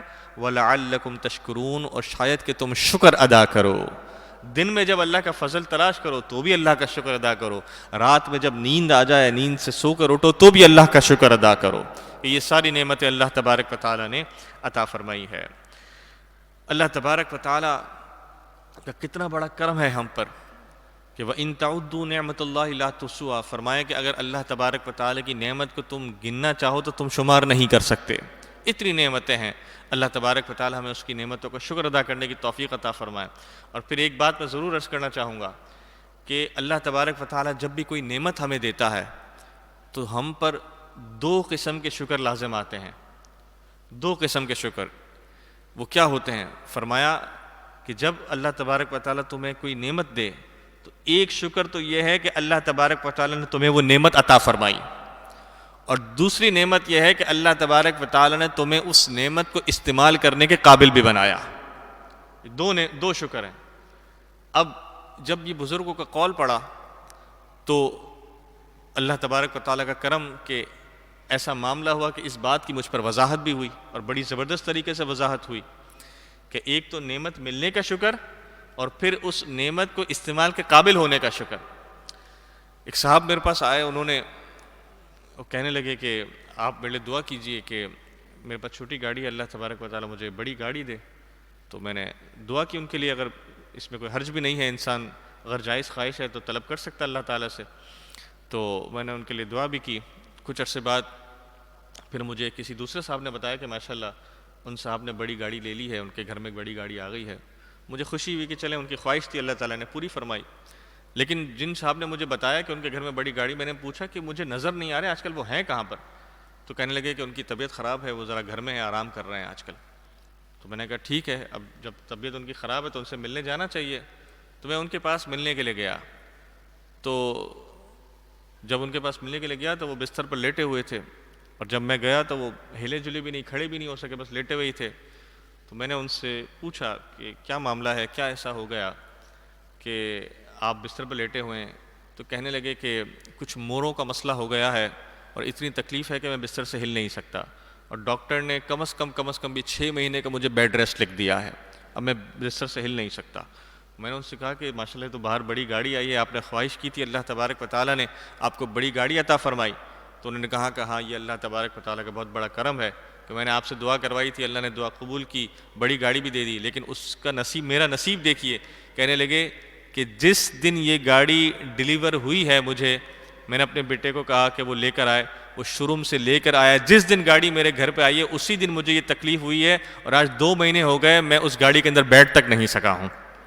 خواہش کر رہے تھے کہ بڑی گاڑی مل جائے، لیکن دیکھیں 2 مہینے ہو گئے بیٹھ نہیں سکے۔ تو ایک تو اس نعمت کے ملنے کا شکر کہ اللہ تعالیٰ نے وہ نعمت عطا فرمائی، اور پھر اس نعمت کے استعمال کے قابل ہونے کا شکر، یہ اللہ تبارک و تعالیٰ کتنی۔ اب آپ دیکھیے نا، اگر آپ کو بھوک لگی ہو، آپ بہت سخت بھوکے ہو رہے ہو، تو آپ کے سامنے اس وقت اگر کوئی بھی اچھا قسم کا کھانا پیش کیا جائے، بریانی پیش کی جائے، کچھ بھی ناشتہ کے وقت حلوہ پوری پیش کی جائے، تو اس کی خوشبو سے آپ کا دل چاہتا ہے کہ آپ وہ کھانے لگیں۔ پراٹھے کی خوشبو آتی، انسان کا دل چاہتا ہے وہ کھائے کیونکہ بھوک لگی ہوتی ہے۔ لیکن جس کا پیٹ خراب ہو، جس کو الٹیاں ہو رہی ہوں، اس کو کھانے کی مہک سے بھی الٹی آ رہی ہوتی ہے۔ اللہ تعالیٰ کی قدرت دیکھیے کہ ایک وقت وہ ہوتا ہے کہ جب انسان کو وہی کھانے کی خوشبو پسند آ رہی ہوتی ہے، دوسرا وقت وہ ہوتا ہے کہ جب اسی کھانے کی خوشبو سے اسے تکلیف ہو رہی ہوتی ہے۔ ایک وقت ہوتا ہے کہ جب انسان اس دھوپ سے بھاگ رہا ہوتا ہے، جون جولائی کے مہینے بندہ دھوپ سے بھاگتا ہے، اور آج دیکھیے کہ بندہ دھوپ میں بیٹھنے کے لیے مسجدوں میں لوگ جگہ ڈھونڈتے ہیں کہ دھوپ میں بیٹھنے کی جگہ مل جائے۔ اللہ تعالیٰ کی قدرت دیکھیے کہ کیسے اللہ تبارک و تعالیٰ وقت پھیرتا ہے۔ تو اللہ تبارک و تعالیٰ کا ہمیں ہر حال میں شکر ادا کرنا چاہیے۔ جس دھوپ کو ہم برا سمجھتے ہیں بعد میں وہ ہمارے لیے اچھی ہو جاتی ہے، اللہ تعالیٰ کی ہر نعمت ہمارے لیے اچھی ہے، ہم سمجھ نہیں پاتے، ہماری عقل چھوٹی ہے۔ اللہ تبارک و تعالیٰ میں اس کا شکر ادا کرنے کی توفیق عطا فرمائے۔ فرمایا وَيَوْمَ يُنَادِيهِمْ، اور جس دن اللہ تبارک و تعالیٰ انہیں ندا فرمائے گا، اَيْنَ شُرَكَائِي، میرے وہ شریک کہاں ہیں، الَّذِينَ كُنْتُمْ تَزْعُمُونَ، وہ شریک جنہیں تم گمان کیا کرتے تھے میرا شریک، وَنَزَعْنَا مِنْ كُلِّ أُمَّةٍ شَهِيدًا، اور ہم قیامت کے دن ہر امت میں سے ایک گواہ نکالیں گے جو ان کے رسول ہوں گے، فَقُلْنَا، اور فرمائیں گے اپنی دلیل لاؤ، ہاتھو برہانکم، اور ہم ان سے کہیں گے کہ اب اپنی دلیل لاؤ، رسول نکالیں گے اور پھر ان قوم کو کہیں گے کہ اب اپنی دلیل لاؤ، فَعَلِمُوا أَنَّ الْحَقَّ لِلَّهِ، تو جان لیں گے کہ یہی اللہ تبارک و تعالیٰ کا حق ہے۔ وَضَلَّ عَنْهُمْ مَا كَانُوا يَفْتَرُونَ، اور ان سے کھو جائیں گی وہ بناوٹیں جو وہ دنیا کے اندر کیا کرتے تھے۔ رکوع کا اختتام ہوا۔ اس رکوع کے اندر ہم نے اللہ تبارک و تعالیٰ کی قدرتوں کے بارے میں سماعت کیا کہ اللہ تبارک و تعالیٰ نے رات بنائی، دن بنایا۔ اگر قیامت تک رات ہی رات رہے تو کوئی اس کو دن نہیں کر سکتا، قیامت تک دن ہی دن ہے، کوئی اسے رات نہیں کر سکتا۔ یہ دن کا ہونا، یہ رات کا ہونا، یہ دونوں اللہ تبارک و تعالیٰ کی نعمتوں میں سے ہے۔ ہمیں اللہ تبارک و تعالیٰ کا شکر ادا کرنا چاہیے۔ رکوع کا اختتام ہوا۔ ایک مرتبہ با آواز بلند درود پاک پڑھ لیجیے۔ اللہم صلی علی سیدنا مولانا محمد۔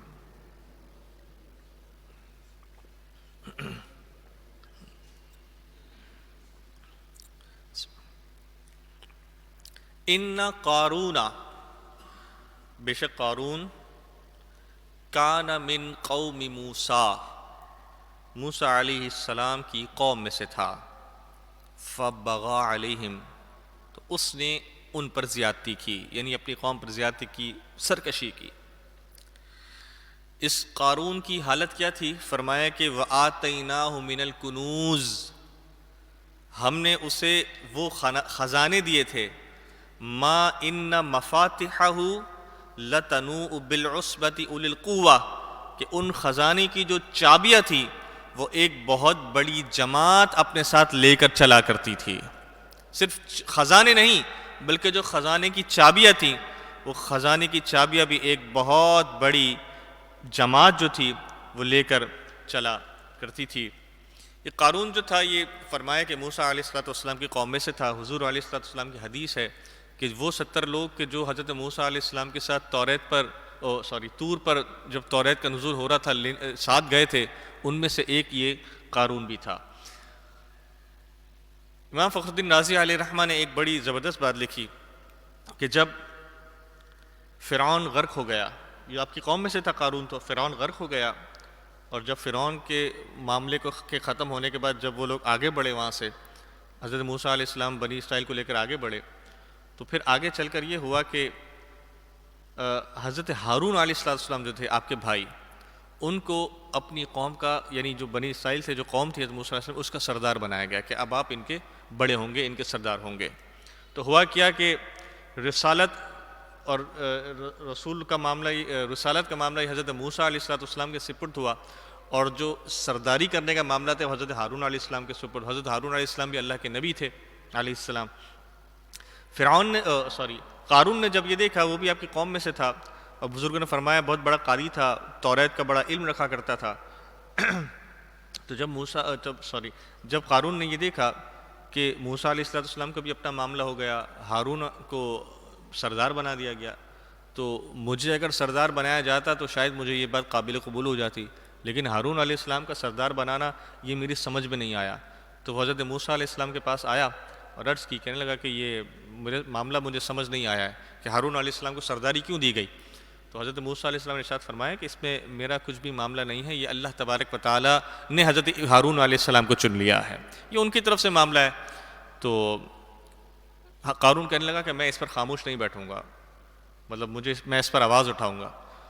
تو حضرت موسیٰ علیہ السلام نے ارشاد فرمایا کہ میں تجھے اللہ تبارک و تعالیٰ کی طرف سے نشانی دے دیتا ہوں، جب اللہ کی طرف سے نشانی آئے گی تو یقین کر لے گا۔ اس نے کہا ٹھیک ہے، چلیں آپ نشانی دیجئے۔ تو حضرت موسیٰ علیہ السلام نے دوسرے جو سردار تھے ان سب کو بلایا، اور بلا کر فرمایا کہ اپنے جو تمہارے عصا ہیں وہ عصا دے دو۔ سب نے عصا دی، حضرت ہارون علیہ السلام کا عصا بھی اس میں مکس ہوا، وہ سارے عصا مکس کر کے ایک کپڑے میں بند کیے گئے یا ایک کمرے میں بند کر دیے گئے، یعنی ایک جگہ پر رکھ دیے گئے، اور کہا کہ صبح دیکھیں گے کہ جس کے عصا کو اللہ تبارک و تعالیٰ چن لے گا وہی سردار بنے گا، وہی سردار ہوگا۔ یہ نشانی کے طور پر حضرت موسیٰ علیہ السلام نے ارشاد فرمایا، ٹھیک ہے۔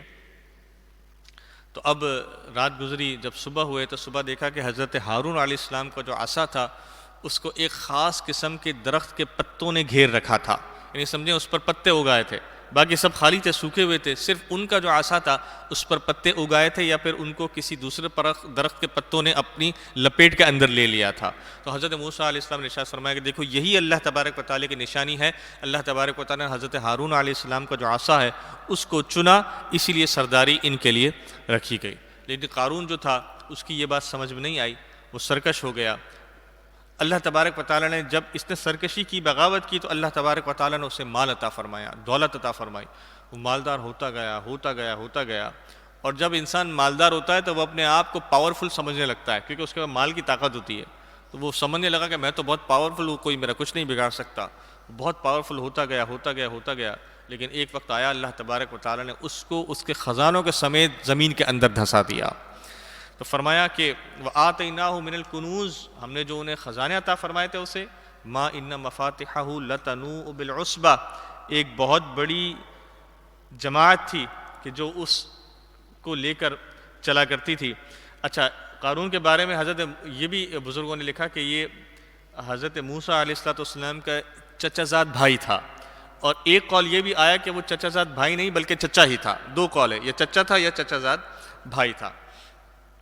فرمایا اذ قال له قوم، جب اس سے کسی نے کہا، اس قارون سے حضرت موسیٰ علیہ السلام کے قوم کے کسی شخص نے کہا، اذ قال له قومه لا تفرح، کہ اے قارون نہ اترا، فخر نہ کر، ان اللہ لا يحب الفریحین، اللہ تبارک و تعالی فخر کرنے والوں کو پسند نہیں فرماتا۔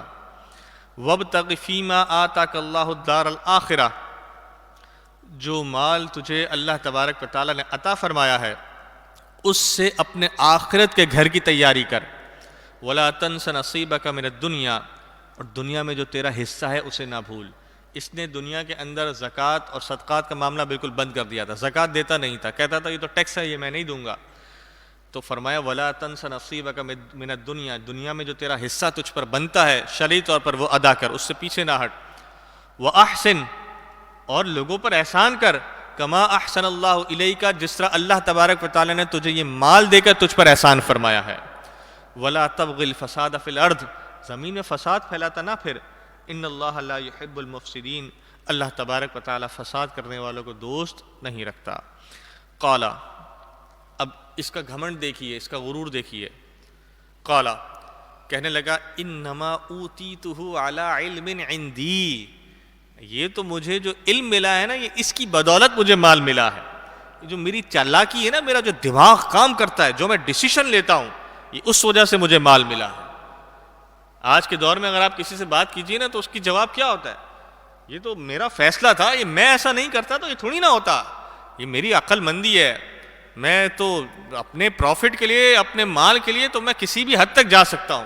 آج کے دور میں بھی لوگوں کے یہی جواب ہوتے ہیں، اور ایسی باتیں کرنے والوں سے قبرستان بھرے پڑے ہیں جو اپنے دوروں میں یہ بات کیا کرتے تھے۔ آج ان کو کون پہچانتا ہے؟ آج ان کو کون جانتا ہے؟ میں آپ سے اور اپنے آپ سے سوال کرتا ہوں، ہم اپنے پردادا یا ان کے والد تک کے تو نام تک یاد نہیں رکھتے۔ کتنے تو ایسے ہوتے جن کو اپنے داداؤں کے نام یاد نہیں ہوتے۔ ہم چلے ٹھیک ہے، ہم نے شاید اپنے داداؤں کو دیکھا ہے، ہمارے پردادا کا کیا نام تھا، چلیے ہمارے پردادا کے والد کا کیا نام تھا، کون یاد رکھے گا؟ کون یاد رکھتا ہے؟ تو بالکل اسی طرح سمجھ لیجئے کہ جب ہم دادا بن چکے ہوں گے، ہم پردادا بن چکے ہوں گے، ہم بلائے جا چکے ہوں گے، ہم بلائے جا چکے ہوں گے۔ اگر ہمیں کچھ کام آ رہا ہوگا تو وہ قبر میں ہمارے اعمال کام آ رہے ہوں گے یا نیک اولاد کام آ رہی ہوگی۔ تو فرمایا ان اللہ لا يحب المفسدین، اللہ تعالیٰ فساد کرنے والوں کو پسند نہیں فرماتا۔ قال انما اوتیتہ علی علم عندی، یہ تو جو میری عقل مندی ہے نا، جو میری انٹیلیجنسی ہے، جو میرا علم ہے، اس کی وجہ سے مجھے مال ملا ہے۔ اولم یعلم، کیا اسے یہ معلوم نہیں ہے کہ ان اللہ قد اہلک من قبلہ من القرون، اللہ تبارک و تعالیٰ نے اس سے پہلے کتنی بستیوں کو ہلاک فرما دیا۔ اور صرف یہی نہیں، اللہ تعالیٰ نے کیا فرمایا کہ ہلاک تو فرمایا ہوا اشد منہم قوتا واکثر جمعا، وہ اس قارون سے زیادہ پاورفل بھی تھے اور اس سے زیادہ طاقت والے بھی تھے، اس سے زیادہ مال بھی ان کے پاس تھا، اس کے باوجود بھی اللہ تبارک و تعالیٰ نے ان کو ہلاک فرمایا۔ ولا يسأل عن ذنوبهم المجرمون، اور مجرموں سے ان کے گناہ کی پوچھ نہیں ہوگی، یعنی جب گناہ کر لیا تو کر لیا، اب اس پر عذاب ہے۔ فخرج على قومه في زینته، تو اب اپنی قوم پر نکلا بڑی آرائش کرتے ہوئے، زینت کرتے ہوئے۔ قال الذین، اب جب وہ قوم میں نکلتا تھا تو اس کے ساتھ پوری ایک جماعت نکلتی تھی جو کہ اس کے خزانوں کی چابیاں سنبھالا کرتی تھی۔ ایک بہت بڑا کانوائے ہوتا تھا جسے لوگ دیکھتے تھے تو بڑا جس کو کہتے ہیں نا کہ وہ لوگ اس سے امپریس ہو جاتے تھے.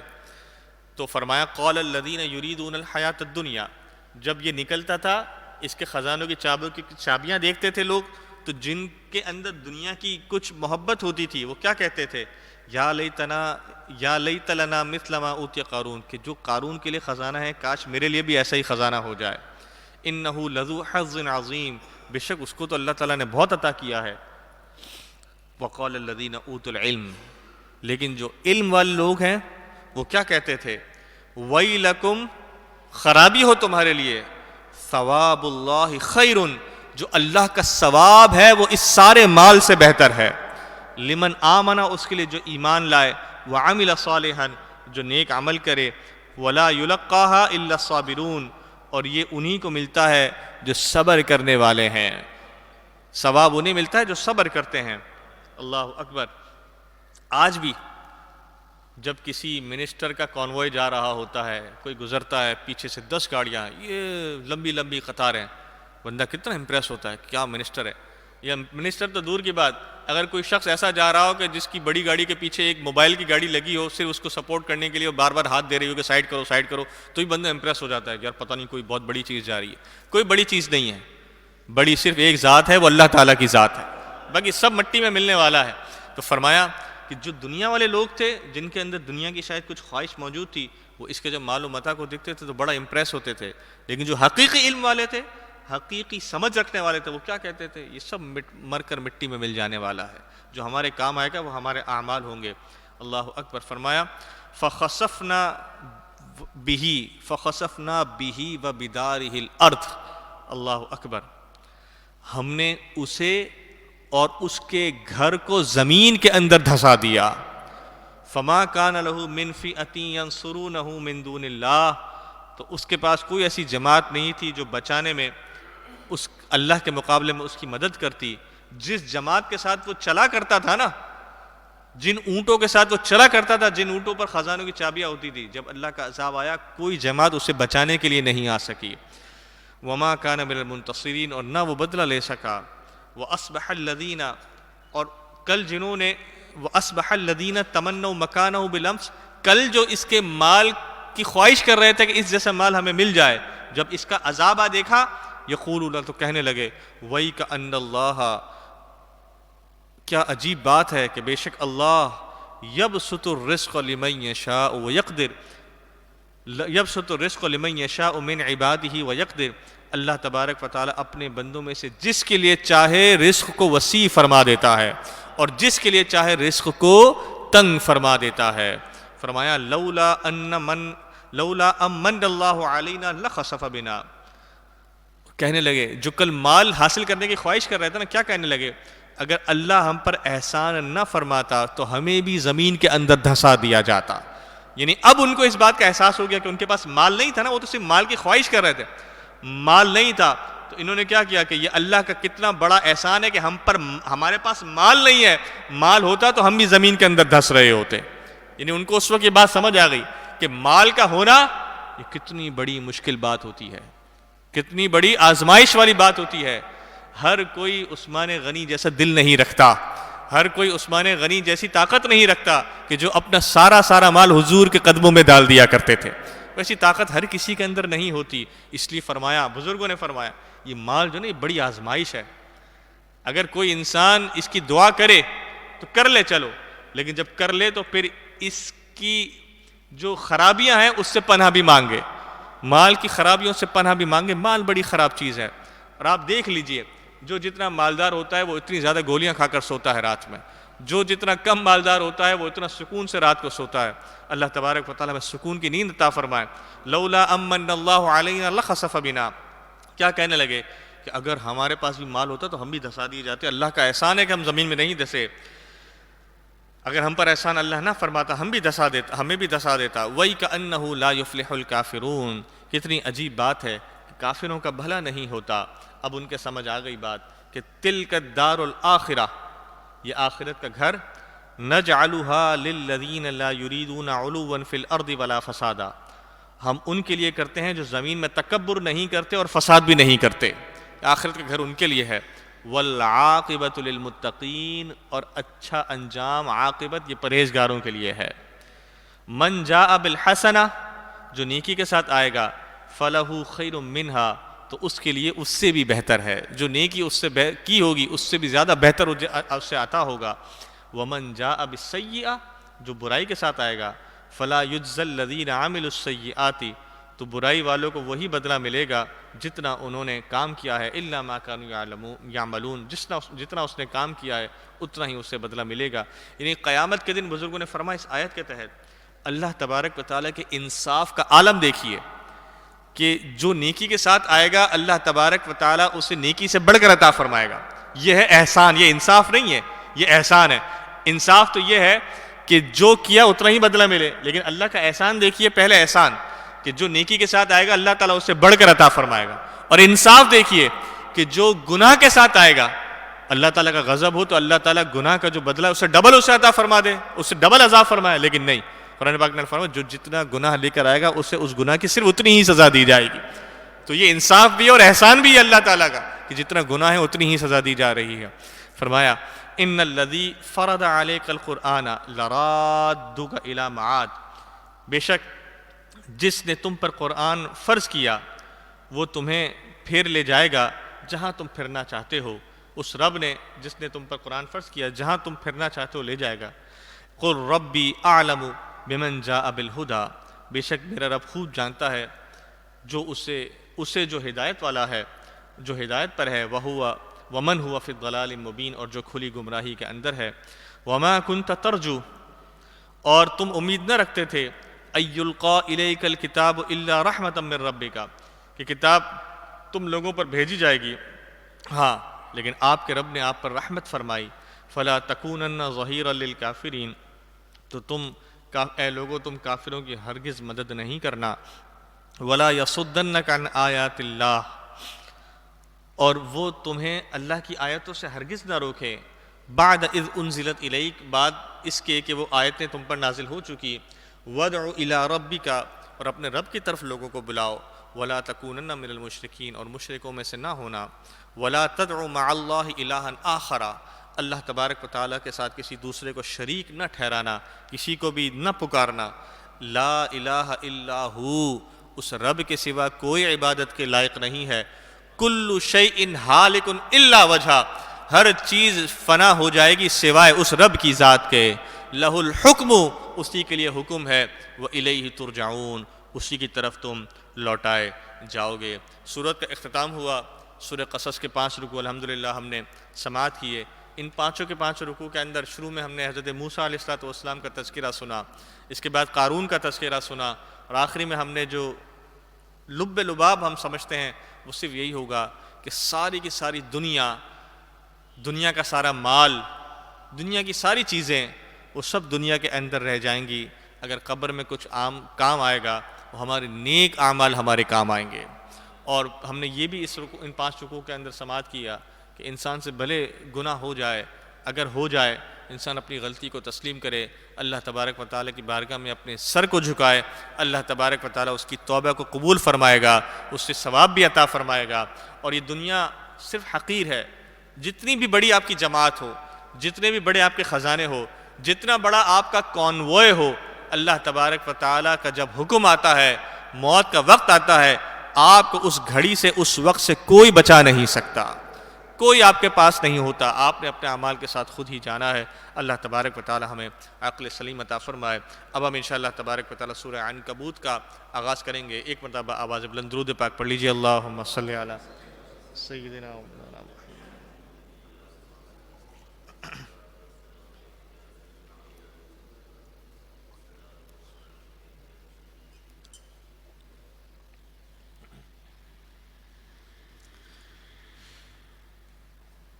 سورہ عنکبوت یہ مکی صورت ہے، 69 اس کے اندر آیتیں ہیں، 7 اس کے اندر رکوعات ہیں، 29 نمبر ہے ترتیب کے اعتبار سے، 85 نمبر ہے اس کا نزول کے اعتبار سے۔ بسم اللہ الرحمن الرحیم، اللہ کے نام سے شروع جو بہت مہربان نہایت رحم فرمانے والا۔ الف لام میم، حروف مقطعات، احسب الناس، کیا لوگ یہ گمان کرتے ہیں، ان یترکوا، کہ صرف وہ یہ کہنے پر چھوڑ دیے جائیں گے کہ ان یقولوا آمنا، کہ ہم ایمان لائے، وہم لا یفتنون، اور ان کی آزمائش نہیں ہوگی؟ کیا لوگ صرف یہ گمان کر بیٹھے ہیں کہ بس ایمان لے آؤ، لا الہ الا اللہ کہہ دو اور جنت میں داخل ہو جاؤ، بس لا یفتنون، ان کی آزمائش نہیں ہوگی؟ کیا لوگ یہ سمجھ بیٹھے ہیں؟ نہیں نہیں نہیں نہیں، ایسا نہیں ہوگا۔ جب ایمان لانا ہے تو پھر ایمان کے سارے تقاضوں کو بھی پورا کرنا ہے۔ وہ آزمائشیں جو صحابہ نے سہی، اوائل دور میں مسلمانوں نے سہی، وہ تو بہت بڑی آزمائشیں تھیں، ان کی تو ہم بات نہیں کرتے۔ آج کے دور میں سردی کے موسم میں اذان پر آنکھ کھل کر فجر کی نماز ادا کر لینا بھی ایک بہت بڑی سعادت کی بات ہوتی ہے، اور ایک طرح سے یہ ایمان کی آزمائش بھی ہوتی ہے کہ انسان کتنا اپنے ایمان پر پختہ ہے۔ تو فرمایا صرف یہ نہیں لا الہ الا اللہ پڑھ لو پھر پوری زندگی جو کرنا ہے کر لو، جنت میں داخل ہو جاؤ گے، نہیں نہیں نہیں، ایسا نہیں ہے۔ اس ایمان کی پختگی کے لیے بڑی محنت کرنی پڑتی ہے، بڑی مشقت کرنی پڑتی ہے، بڑا سنبھالنا پڑتا ہے، لیکن جس نے یہ زندگی کے 60-70 سال اپنے ایمان کو سنبھال لیا، اس کے لیے پھر ہمیشہ رہنے والی زندگی میں آسان ہی آسانی ہے۔ فرمایا وَهُمْ لَا يُفْتَنُونَ، وہ آزمائے نہیں جائیں گے۔ وَلَقَدْ فَتَنَّ الَّذِينَ مِن قَبْلِهِمْ، ان سے پہلے والے لوگ بھی آزمائے گئے تھے۔ فَلَيَعْلَمَنَّ اللَّهُ الَّذِينَ صَدَقُوا، تو ضرور اللہ تبارک و تعالی سچوں کو دیکھے گا، وَلَيَعْلَمَنَّ الْكَاذِبِينَ، اللہ تبارک و تعالی جھوٹوں کو بھی دیکھے گا۔ اب حسب الذین یعملون السیئات، وہ جو برے کام کرتے ہیں کیا وہ یہ سمجھ رہے ہیں کہ ان یسبقونا، ہم اللہ تبارک و تعالی کی ملکیت سے کہیں نکل جائیں گے، اللہ تعالی کی بادشاہت سے، اس کی سلطنت سے کہیں نکل جائیں گے؟ ساء ما یحکمون، وہ کیا ہی برا حکم لگاتے ہیں۔ من کان یرجو لقاء اللہ، جو اللہ تبارک و تعالی سے ملنے کی امید رکھتا ہے، فَإِنَّ أَجَلَ اللَّهِ لَآتٍ، تو سن لو بے شک اللہ تبارک و تعالیٰ کا وقت ضرور آنے والا ہے، یعنی تمہاری موت کا وقت اٹل ہے، قیامت کا وقت اٹل ہے۔ تو جو اللہ سے ملنے کی امید رکھتا ہے وہ یہ سن لے کہ یہ جو وعدہ ہے نا یہ ضرور پورا ہو کر رہے گا۔ وَهُوَ السَّمِيعُ الْعَلِيمُ، وہی سننے والا ہے، علم والا ہے۔ وَمَن جَاهَدَ، فرمایا جس نے اللہ کی راہ میں کوشش کی، فَإِنَّمَا يُجَاهِدُ لِنَفْسِهِ، اس نے اپنے ہی بھلے کے لیے کوشش کی۔ جو اللہ کی راہ میں کوشش کرے گا، جو ایمان کو پختہ کرنے کے لیے آزمائشوں کو سہے گا، فرمایا یہ سہنا اس کے اپنے ہی لیے فائدہ مند ہے۔ ان اللہ لغنی عن العالمین، بے شک اللہ تبارک و تعالی سارے جہان والوں سے بے پرواہ ہے، وہ غنی ہے، وہ کسی کا محتاج نہیں ہے، اسے کسی کی پرواہ نہیں ہے۔ والذین آمنوا وعملوا الصالحات، جو لوگ ایمان لائے، جنہوں نے نیک عمل کیے، لَنُكَفِّرَنَّ عَنْهُمْ سَيِّئَاتِهِمْ، ہم ان کی برائیوں کو مٹا دیں گے، وَلَنَجْزِيَنَّهُمْ، اور ہم انہیں ضرور بدلہ دیں گے، احسن الذی کانوا یعملون، ان اچھے کاموں کا جو اچھے کام وہ کیا کرتے تھے، ان اچھے کاموں کا ہم انہیں اچھا بدلہ دیں گے۔ وَوَصَّيْنَا الْإِنسَانَ بِوَالِدَيْهِ حُسْنًا، اور ہم نے انسان کو وصیت کی یعنی تاکید کی، بِوَالِدَيْهِ حُسْنًا، اپنے والدین کے ساتھ وہ احسان کرے۔ ہم نے کیا تاکید کی؟ انسان کو کہ وہ اپنے والدین کے ساتھ احسان کرے۔ فرمایا وَإِن جَاهَدَ لِتُشْرِكَ بِي، ہاں لیکن اگر وہ اس بات کی کوشش کریں کہ تو ان کے ساتھ شرک کرنے لگے، مَا لَيْسَ لَكَ بِهِ عِلْمٌ، کہ جس کا تجھے علم ہی نہیں ہے، یعنی جو علم کی طرف سے بات ہی نہیں ہے، فرمایا فَلَا تُطِعْهُمَا، تو اب ان کی پیروی نہیں کرنا۔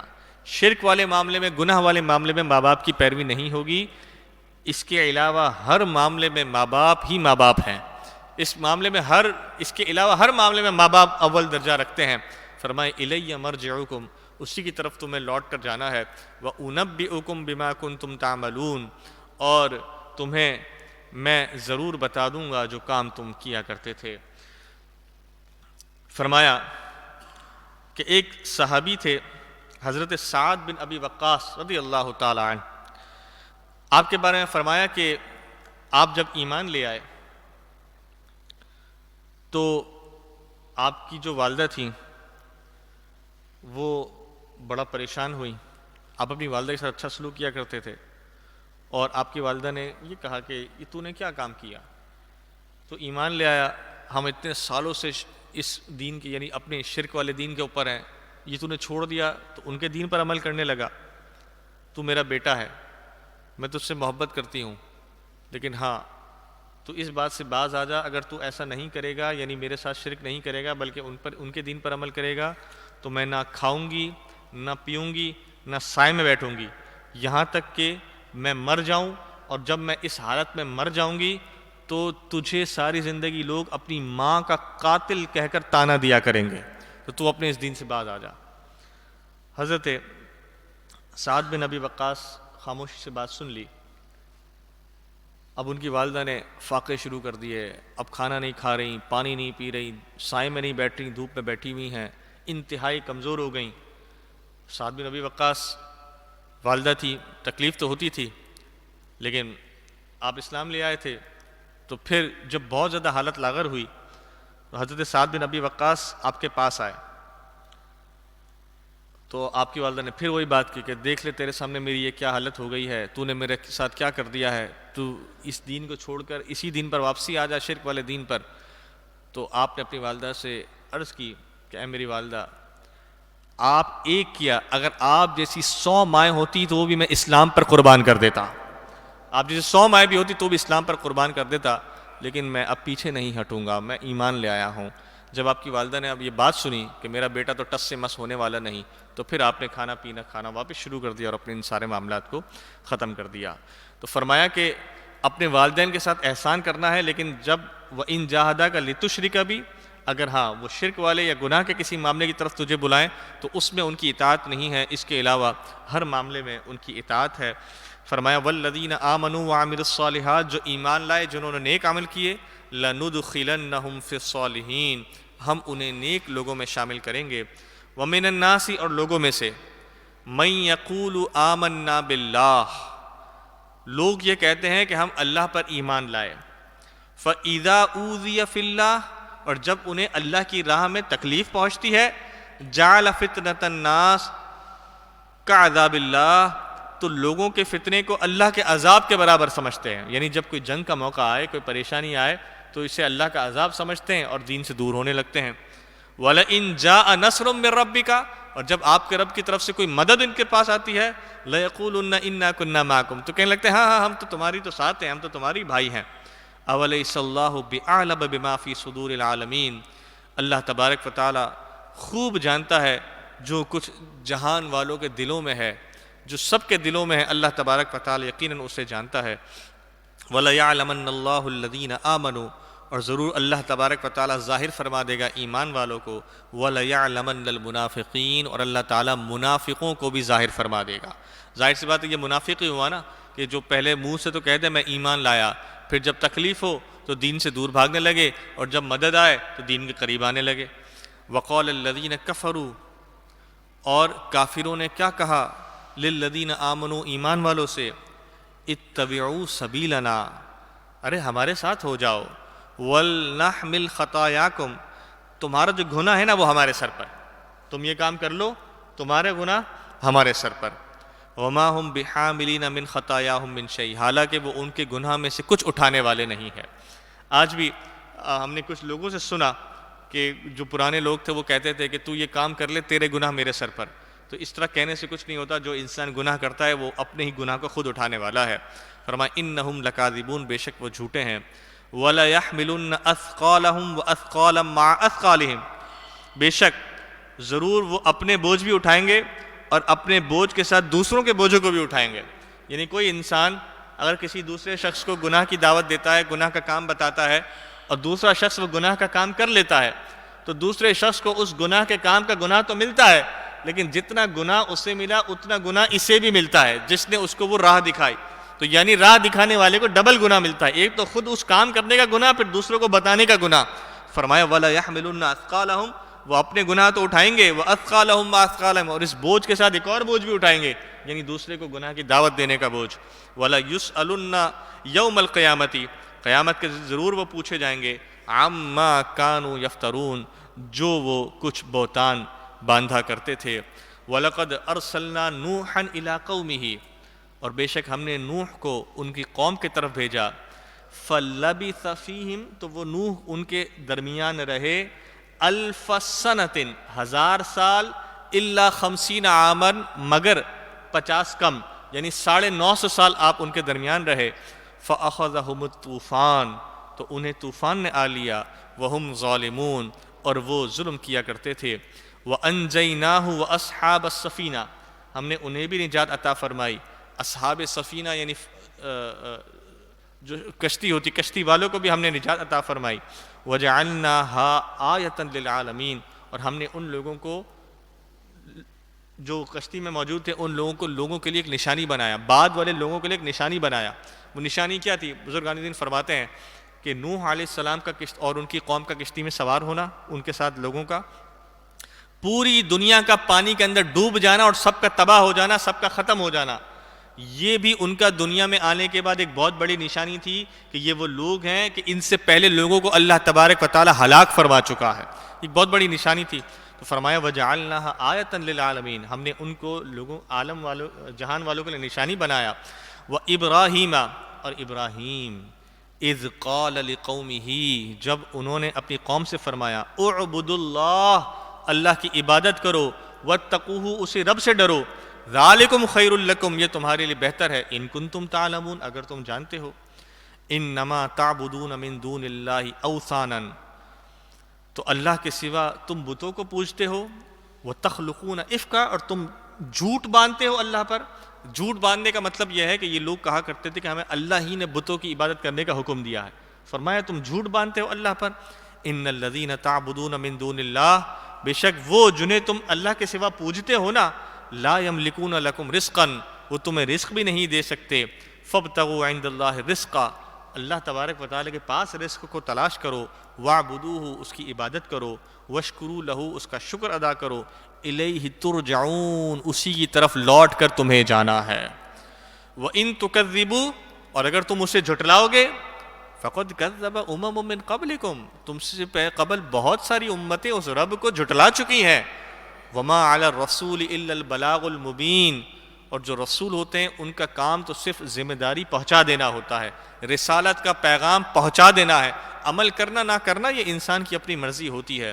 اولم یروا، کیا انہوں نے نہیں دیکھا، کیف یبدئ اللہ الخلق، اللہ تبارک و تعالی کیسے خلقت کی یا کسی قوم کی تخلیق فرماتا ہے، کسی انسان کی تخلیق فرماتا ہے، کسی جانور کی تخلیق فرماتا ہے، فرمایا ثم یعیدہ، پھر قیامت کے دن اسے واپس بنائے گا۔ انسان کو اللہ نے بنایا، قیامت کے دن اسے واپس بنائے گا، بنانے سے مراد یہ کہ واپس زندہ فرمائے گا۔ ان ذالک علی اللہ یسیر، یہ اللہ تبارک و تعالیٰ پر بڑا آسان ہے۔ قل، اے محبوب آپ فرما دیجئے، سیروا فی الارض، زمین میں سیر کرو، فانظروا، اور دیکھو، کیف بدأ الخلق، اللہ تبارک و تعالیٰ کیسے خلقت کو بناتا ہے، ثم ينشئ النشأة الآخرہ، اور پھر کیسے دوسری اٹھان اٹھاتا ہے، دوسری خلقت کس طرح بناتا ہے۔ یعنی ایک قوم ہلاک ہو چکی ہوتی ہے جس جگہ پر، اللہ تبارک و تعالیٰ اسی جگہ پر دوسری قوم کو آباد فرما دیتا ہے۔ ان اللہ علی کل شیء قدیر، بے شک اللہ تبارک و تعالیٰ ہر چاہت پر قادر ہے۔ یعذب من یشاء، جس پر چاہتا ہے عذاب فرماتا ہے، یرحم من یشاء، جس پر چاہتا ہے رحمت فرما دیتا ہے۔ وإلیہ تقلبون، اسی کی طرف تمہیں پھرنا ہے۔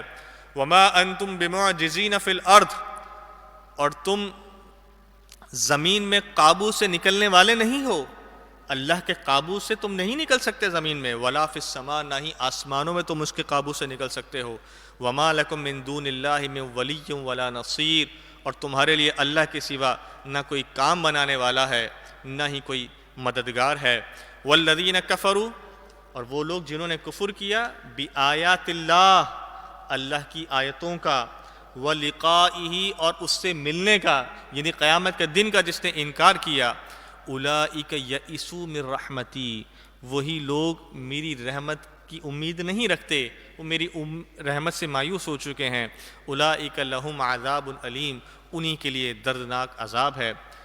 فما کان جواب قومہ، تو اب ان کی قوم کا کچھ جواب نہ بن پایا الا ان قالوہ، مگر انہوں نے یہ کہنا شروع کر دیا اقتلوہ، انہیں قتل کر دو، او حرقوہ، یا انہیں جلا دو۔ حضرت ابراہیم علیہ السلام کا ذکر شروع ہوا نا پچھلے رکوع میں، آپ نے اپنی قوم کو تلقین فرمائی تم کیا کر رہے ہو، شریک نہ اللہ کے ساتھ کسی کو شریک نہ ٹھہراؤ۔ آپ کی قوم بتوں کی عبادت کیا کرتی تھی، آپ کی قوم سورج اور تاروں کے آگے بھی اپنے سر کو جھکا دیا کرتی تھی، تو آپ نے اپنی قوم کو شرک سے بچنے کا حکم فرمایا۔ تو اب لوگوں نے کیا پلان کی، اقتلوہ، یا انہیں قتل کر دو، او حرقوہ، یا انہیں جلا دو۔ فانجاہ اللہ من النار، جب انہوں نے حضرت ابراہیم علیہ السلام کو آگ کے اندر ڈالا، بڑا طویل واقعہ آپ نے سنا بھی ہوگا، فرمایا فانجاہ اللہ من النار، اللہ تبارک و تعالی نے انہیں آگ سے نجات عطا فرمائی۔ ان فی ذلک لآیات لقوم یؤمنون، اور اس آگ سے نجات عطا فرمانے میں لآیات، ضرور نشانیاں ہیں ایمان والی قوم کے لیے۔ ایمان والی قوم کے لیے اس سے بڑی کیا نشانی ہے کہ اللہ تبارک و تعالی نے جلتی آگ میں حضرت ابراہیم علیہ السلام کو ٹھنڈک عطا فرما دی۔ زمین جو ہے نا، جس زمین کے اندر ہم نے جانا ہے، اس زمین کے اندر گرمی میں گرمی، سردی میں سردی۔ آپ دیکھتے ہوں گے نا کہ جب سردی ہوتی ہے تو زمین سے کیڑے مکوڑے باہر آ جاتے ہیں کیونکہ ٹھنڈ لگتی ہے، اور جب گرمی ہوتی ہے تو بھی باہر آ جاتے ہیں کیونکہ گرمی لگتی ہے۔ تو زمین کے اندر سردی ہے یا زمین کے اندر گرمی ہے۔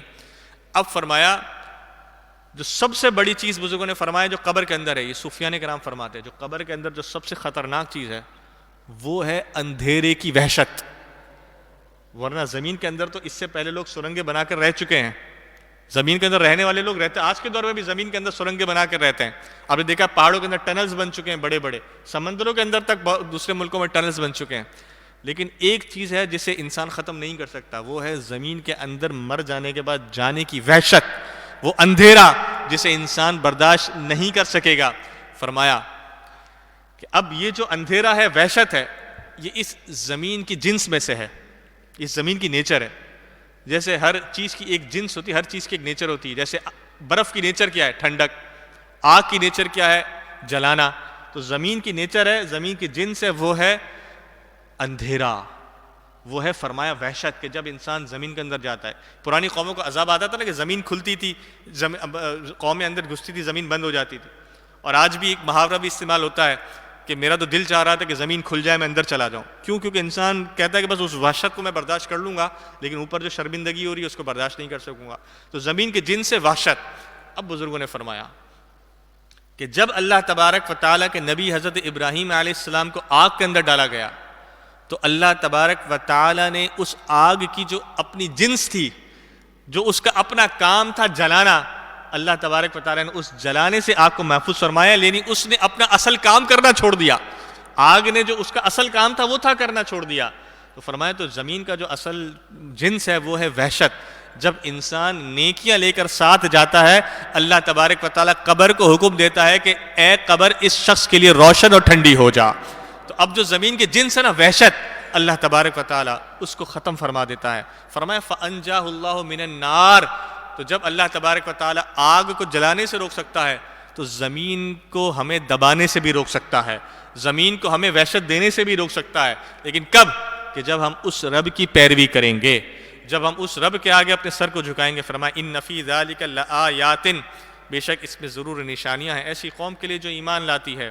لِقَوْمٍ يُؤْمِنُونَ وَقَالَ إِنَّمَا اتَّخَذْتُم مِّن دُونِ اللَّهِ أَوْثَانًا، ابراہیم علیہ السلام نے ان سے فرمایا کہ تم نے تو اللہ کے سوا یہ بت بنا لیے ہیں، مَوَدَّةَ بَيْنِكُمْ فِي الْحَيَاةِ الدُّنْيَا، جن سے تمہاری دوستی جو ہے نا وہ صرف دنیا تک ہی محدود ہے، ان سے رشتہ تمہارا دنیا تک ہی ہے۔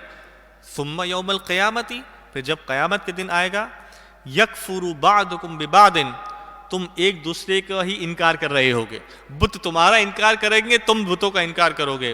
وَيَلْعَنُ بَعْضُكُمْ بَعْضًا، اور ایک دوسرے پر لعنت ملامت بھی کرو گے، تم بتوں کو برا کہہ رہے ہوگے، بت تمہیں برا کہہ رہے ہوں گے۔ وَمَأْوَاكُمُ النَّارُ، تمہارا ٹھکانہ پھر آگ ہوگا۔ وَمَا لَكُم مِّن نَاصِرِينَ، تمہارا کوئی مددگار بھی نہیں ہوگا۔ فَآمَنَ لَهُ لوط، تو لوط ان پر ایمان لائے۔ حضرت لوط علیہ السلام اور حضرت ابراہیم علیہ السلام آپ دونوں ہم زبانہ نبی تھے۔ تو حضرت لوط علیہ السلام ایمان لائے، یعنی آپ بھی اللہ کے نبی میں سے ہوئے ایمان والا۔ معاملے سے مراد یہ ہے کہ آپ کو اللہ تبارک و تعالیٰ نے حکم عطا فرمایا، فآمن لہ لوط، لیکن قرآن پاک کا ارشاد یہ ہے کہ تو لوط ان پر ایمان لائے۔ وقال انی مہاجر الی ربی، حضرت لوط علیہ السلام نے عرض کی کہ میں اپنے رب کی طرف ہجرت کرنے والا ہوں، یعنی میں اپنے رب کی طرف رجوع کرنے والا ہوں۔ انہ هو العزیز الحکیم، وہی عزت والا حکمت والا ہے۔ وَوَهَبْنَا لَهُ إِسْحَاقَ وَيَعْقُوبَ، اور ہم نے ابراہیم علیہ السلام کو اسحاق بھی عطا فرمایا اور یعقوب بھی عطا فرمایا، یعنی اسحاق اور اسحاق کے صاحبزادے یعقوب علیہ السلام۔ وَجَعَلْنَا فِي ذُرِّيَّتِهِ النُّبُوَّةَ، اور ہم نے ان کی اولاد کے اندر نبوت بھی رکھی، والکتابہ، کتاب بھی رکھی، وَآتَيْنَاهُ أَجْرَهُ فِي الدُّنْيَا، ہم نے دنیا میں انہیں ان کا اجر بھی عطا فرمایا، وَإِنَّهُ فِي الْآخِرَةِ لَمِنَ الصَّالِحِينَ، اور آخرت میں بھی یقیناً یہ بہت زیادہ قرب والے لوگوں میں سے ہوں گے۔ وَلُوطًا، اور لوط علیہ السلام، اب جب ان کا رسالت کا معاملہ ہوا، یعنی جب انہوں نے اعلان نبوت فرما دیا، اب یہ اپنی قوم کے پاس گئے۔ اذ قال لقومہ، جب انہوں نے اپنی قوم سے کہا، انکم لتأتون الفاحشہ، اے میری قوم تم بے حیائی کا کام کر رہے ہو، تم برا کام کر رہے ہو۔ ما سبقکم بہا من احد من العالمین، تم سے پہلے ایسا کام کسی قوم نے نہیں کیا تھا۔ انکم لتأتون الرجال، تم مردوں کے پاس آ رہے ہو، وتقطعون السبیل، اور راہ مارتے ہو، یعنی تم رستے میں بیٹھ جاتے ہو۔ یہ اتنی گندی قوم تھی کہ رستے میں بیٹھ جاتی تھی، کوئی بھی مرد آتا نظر آتا تھا اسے پکڑ لیتے تھے۔ وتأتون فی نادیکم المنکر، اور تم اپنی مجلسوں میں بری باتیں کرتے ہو۔ دوسرا جو گندا کام یہ کیا کرتے تھے، اپنی مجلسوں کے اندر فحش گفتگو کیا کرتے تھے۔ فما کان جواب قومہ، تو ان کی قوم کا جواب کیا ہوا، الا ان قالوا، مگر انہوں نے یہی کہا، ائتنا بعذاب اللہ، اے لوط تم ہمیں اللہ کے عذاب سے ڈراتے ہو، لے آؤ اس کا عذاب، ان کنتم صادقین، اگر تم سچے ہو۔ قالا، تو عرض کی حضرت لوط علیہ السلام نے، ربی، اے میرے رب، انصرنی علی القوم المفسدین، فساد کرنے والی قوم پر میری مدد فرما۔ اب حضرت لوط علیہ السلام کے قوم پر عذاب آیا، وہ کس طرح آیا، وہ انشاءاللہ تبارک و تعالی ہم اگلے رکوع میں کل سماعت کریں گے۔ آج کا درس ہمارا یہی تک موقوف رہے گا۔ الحمدللہ سورہ قصص کے 5 رکوع اور سورہ عنکبوت کے 3 رکوع ہم نے سماعت کیے، اور شروع کے جو 5 رکوع تھے ان کے اندر ہم نے اللہ تبارک و تعالیٰ کی یہی بات سماعت کی کہ یہ دنیا کسی قابل نہیں ہے، یہ دنیا کسی کام کی نہیں ہے۔ دنیا حقیقت تو یہ ہے، ایک بزرگ سے میں نے کیا زبردست بات سنی، آپ نے فرمایا دنیا، لوگ سمجھتے ہیں کہ دنیا میں کام آ جاتی ہے، لیکن حقیقت یہ ہے کہ دنیا تو دنیا میں بھی کام نہیں آتی۔ یہ دنیا نا دنیا میں بھی کام نہیں آتی، جب آپ کو ضرورت پڑتی ہے نہ آپ کا بھائی جواب دیتا ہے، نہ رشتہ دار جواب دیتا ہے، نہ دوست جواب دیتے ہیں۔ یہ دنیا میں بھی کام نہیں آتی تو آخرت میں کہاں سے کام آئے گی؟ اور اچھے اعمال جو ہیں وہ آخرت میں کام آتے ہی ہیں، دنیا کے اندر بھی کام آتے ہیں۔ تو بس حقیقت یہی ہے کہ دنیا کی، قارون کا واقعہ ہم نے سنا، کتنا خزانہ تھا، کتنا بڑا کانوائے، کتنی بڑی جماعت، کیا لے کر گیا دنیا سے، بلکہ اپنے اسی سامان کے ساتھ وہ دستہ چلا جائے گا۔ سورہ عنکبوت شروع ہوئی، سورہ عنکبوت میں انبیاء کرام کے ہم نے واقعات سنے، ہر نبی نے اپنی قوم کو اپنے حساب سے اللہ تبارک و تعالیٰ کے عذاب سے ڈرایا۔ جنہوں نے ایمان لایا انہوں نے اپنا بھلا کیا، جو ایمان نہ لائے اللہ تبارک و تعالیٰ انہوں نے عذاب کے اندر مبتلا کیا۔ اللہ تبارک و تعالیٰ سے دعا ہے کہ آج کے درس میں ہم نے جو بھی باتیں سماعت کی، اللہ تبارک و تعالیٰ ہمیں ان باتوں پر عمل کرنے کی توفیق عطا فرمائے۔ آمین بجاہ النبی الامین صلی اللہ علیہ وآلہ وسلم۔ دعاؤں کے لیے ہاتھوں کو بلند کر لیجئے۔ آمین۔ اللہم صلی علی سیدنا و مولانا محمد وعلی آل سیدنا و مولانا محمد مبارک وسلم۔ یا اللہ تبارک و تعالیٰ، تیرے بندوں نے اپنا ٹائم دیا، اس گھر کے اندر جمع ہوئے، یا اللہ صبح سردی کے عالم میں، یا اللہ صبح کے وقت نیند کی قربانی دی، یا اللہ ان کی اس حاضری کو اپنی بارگاہ کے اندر قبول و منظور فرما دے۔ یا اللہ تبارک و تعالیٰ، یا اللہ تبارک و تعالیٰ، جو رحمتیں برکتیں اس گھر کے اوپر نازل ہوئیں، اس قرآن کے اوپر نازل ہوئیں، اس محفل کے اوپر نازل ہوئیں، یا اللہ ان رحمتوں اور برکتوں کے چند چھینٹے ہمارے گھروں پر بھی عطا فرما دے۔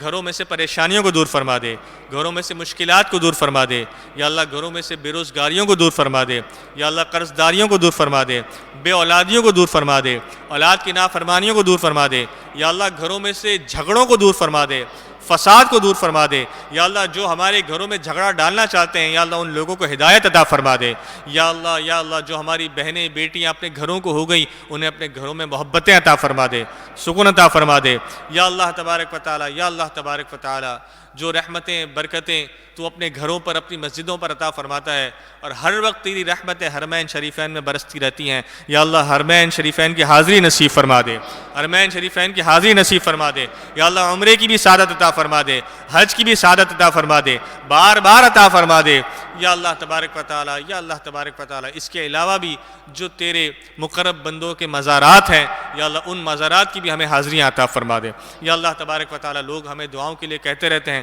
تو سب کی دلی نیک جائز تمناؤں مرادوں آرزوؤں کو اپنی بارگاہ میں قبول و منظور فرما لے، یا اللہ جن بزرگان دین کا آج دن ہے یا اللہ تبارک و تعالی ان بزرگان دین کے یا بزرگان دین کے یا اللہ فیض سے ہمیں مستفیض فرما دے، یا اللہ تبارک و تعالی خاص طور پر آج یوم قائد ہے، یا اللہ قائد اعظم نے ہمیں تحفہ عطا فرمایا، یا اللہ اس پاکستان کی صورت میں ہمارے سامنے ایک آزاد ملک موجود ہے، یا اللہ اس ملک کے اندر حضور کے دین کا نفاذ فرما دے، یا اللہ اس ملک کے اندر شریعت کا نفاذ فرما دے، یا اللہ اس ملک کے اندر تو ہمیں دین کا نام لینے والے حکمران عطا فرما دے، یا اللہ دین پر چلنے والے حکمران عطا فرما دے، یا اللہ اس ملک کے اندر جو لوگ ناموس رسالت کے لیے کام کر رہے ہیں، جو تحریک ناموس رسالت کے لیے کام کر رہی ہیں، یا اللہ ہمارے جتنے بھی امیر ہیں، ہمارے جتنے بھی بڑے ہیں، جتنے بھی علماء کرام ہیں جو ناموس رسالت کے لیے کام کر رہے ہیں، یا اللہ تو ان کی جان و مال کی حفاظت فرما دے،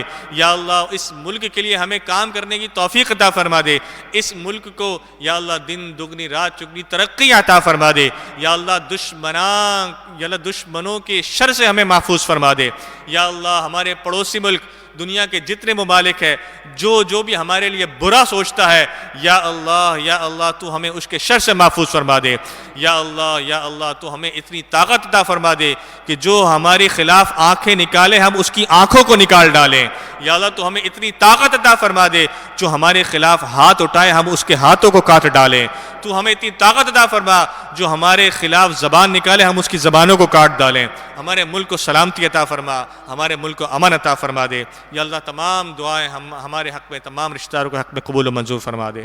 ان اللہ و ملائکتہ یصلون علی النبی یا ایھا الذین آمنوا صلوا علیہ وسلموا تسلیما اللہم صل علی سیدنا و مولانا محمد وعلی آل سیدنا و مولانا محمد وبارک وسلم وصلی اللہ تعالی علی رسول خیر خلق محمد وعلی آلہ واصحابہ اجمعین برحمتک یا ارحم الراحمین۔ الصلاۃ والسلام کے لیے کھڑے ہو جائیں۔